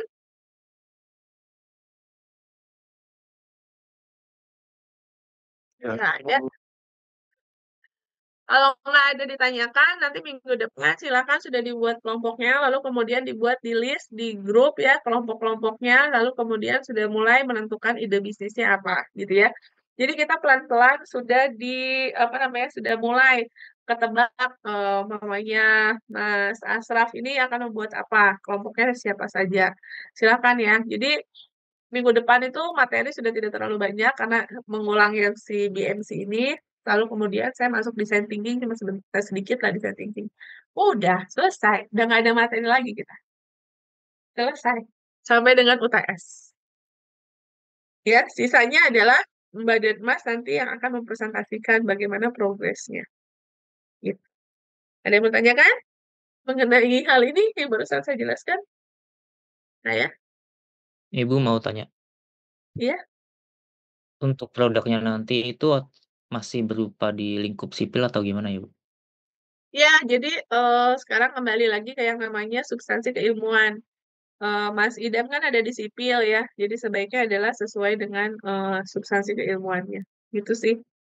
Nah, cuma sekarang besaran budgetnya itu tidak anggarannya itu tidak dibatasi, maksudnya dibatasi sekarang itu ya, jadinya tuh bisa dimulai dari yang kecil sampai dengan yang besar gitu. Nah, jadi kalau yang besar itu nanti kan nggak akan mungkin bikin prototype ya, nah sehingga disarankan untuk membuat posternya saja. Tapi kalau misalnya nilainya yang kecil-kecil dan memungkinkan untuk membuat prototipe, ya silahkan. Nilainya karena lebih baik yang ada prototipe sih sebenarnya. Gitu. Nanti yang menilainya pada saat UAS itu bukan hanya saya itu hanya 50% saja. Sisanya 50% yang lainnya itu adalah beberapa tim ya, beberapa orang yang akan menilai. Salah satunya adalah pusat inkubator bisnis Bukri, lalu kemudian nanti akan ada senior-senior yang memang sudah memiliki perusahaan, atau memang beneran pengusaha gitu ya, karena kan grupnya Bakri banyak ya. Nanti dia akan diundang, lalu kemudian nanti kalian akan mempresentasikannya. Nah, sehingga mereka nanti akan menilai. Ada komen apapun ya diikuti, karena nanti kalian harus merevisi ya, merevisi dan kemudian 2 minggu kemudian dikumpulkan gitu. Sudah jelas? Udah. Bu, mau tanya Bu, Ya, boleh Mas Aldo, gimana? kalau misalkan seperti perusahaan MK ya, manajemen konstruksi, itu dia key activitiesnya mungkin cuma manajerial saja atau termasuk juga konstruksi dan kan dia kan sebagai manajemen ya, dia membawahi kontraktor itu mungkin kontraktor itu mungkin sebagai apa namanya eh, key partner ya mungkin ya Bu ya, atau dia Betul, betul. Dia adalah key partner, benar. Nah, tapi key activities-nya tadi bukan cuma itu, Mas. Tadi key activities-nya mestinya dia lebih bisa lagi digali, coba ya. Kalau seandainya key partner-nya adalah siapa sih yang nanti akan berhubungan dengan yang namanya eh, perusahaan MK itu. Berarti kan ada siapa? Ada owner gitu ya. Ada siapa? Kontraktor. Lalu kemudian ada siapa lagi tuh yang berhubungan dengan konsultan itu?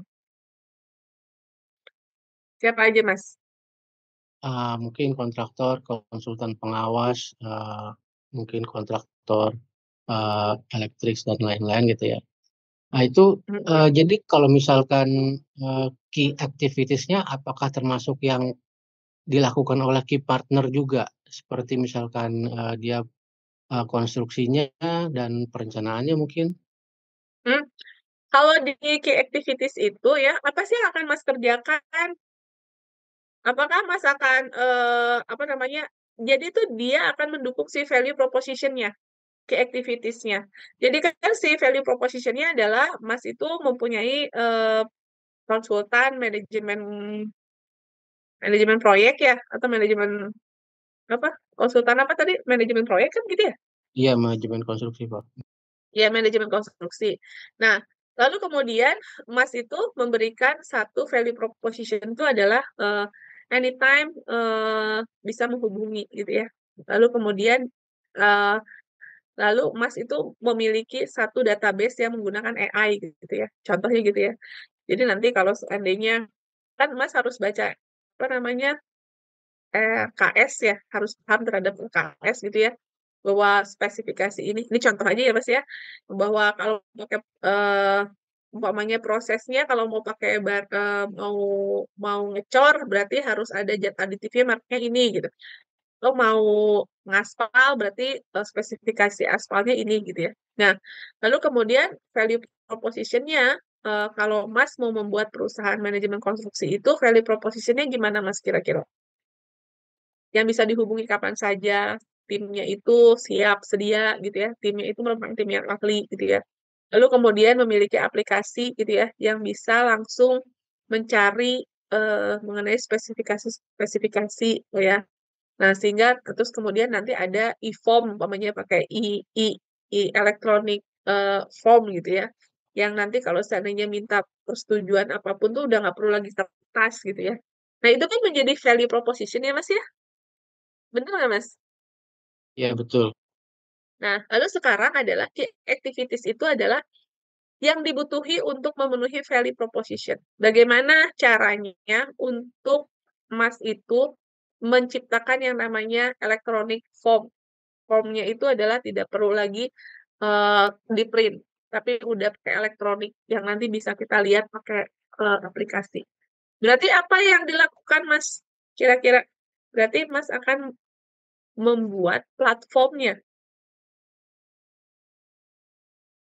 Bener nggak? Iya.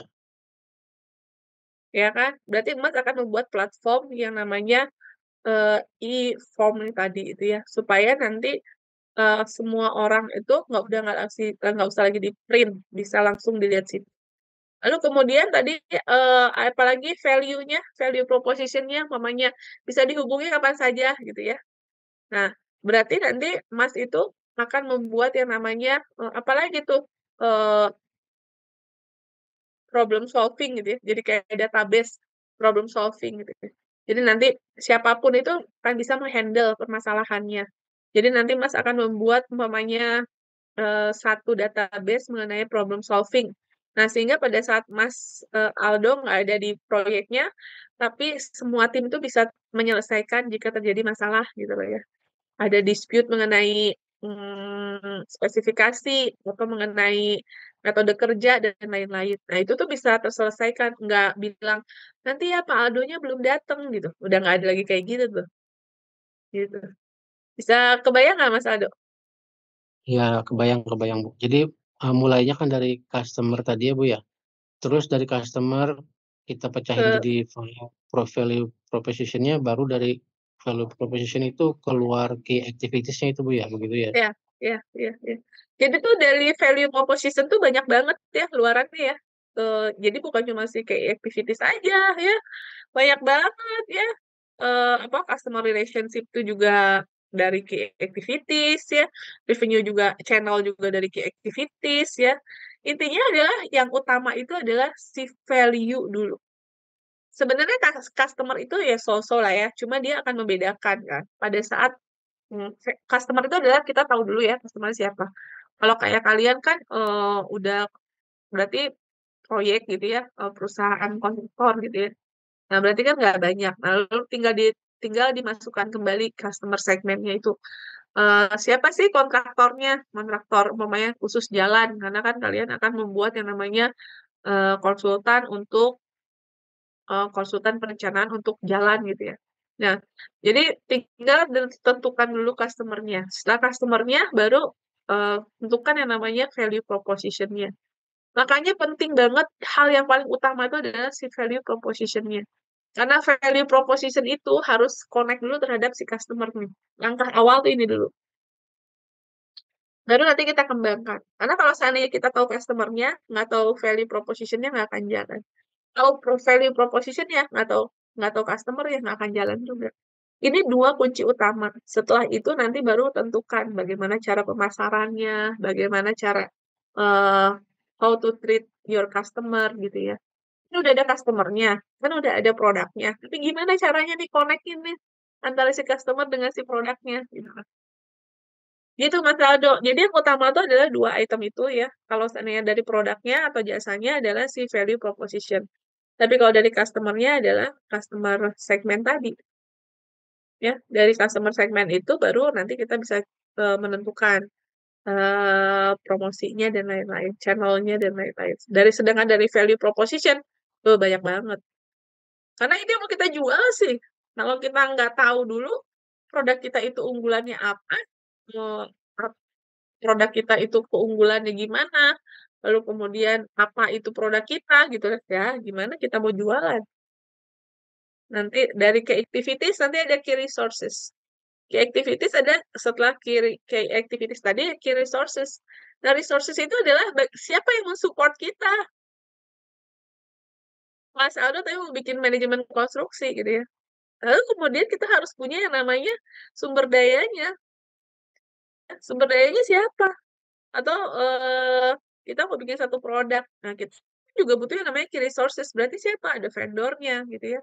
Lalu kemudian ada suppliernya gitu ya. Nah, itu juga itu namanya key resources. Key resources untuk mendukung apa? Yang mendukung value proposition lagi. Untuk mendukung produk kita tetap ada. Produk kita muncul. Nah, berarti kita membutuhkan yang namanya key resources. Nanti ada key partnership.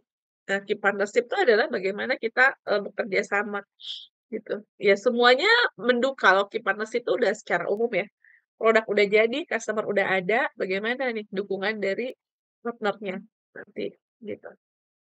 Nah, nanti masuk ke cost structure ya. Gitu. Ada yang masih mau ditanyakan? Makasih Bu, cukup Bu.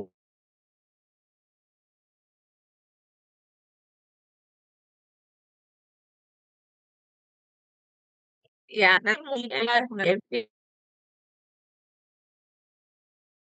ya berarti kamu atau mau dibuat Excel silahkan ya nanti tinggal kayak bikin listnya kelompok 1, 2, 3, 4. Nah, nanti baru dimasukkan rencana ide bisnisnya tuh gitu ya.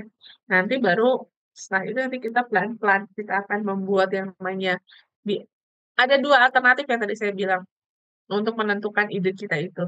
Ya, memastikan yang nyata itu adalah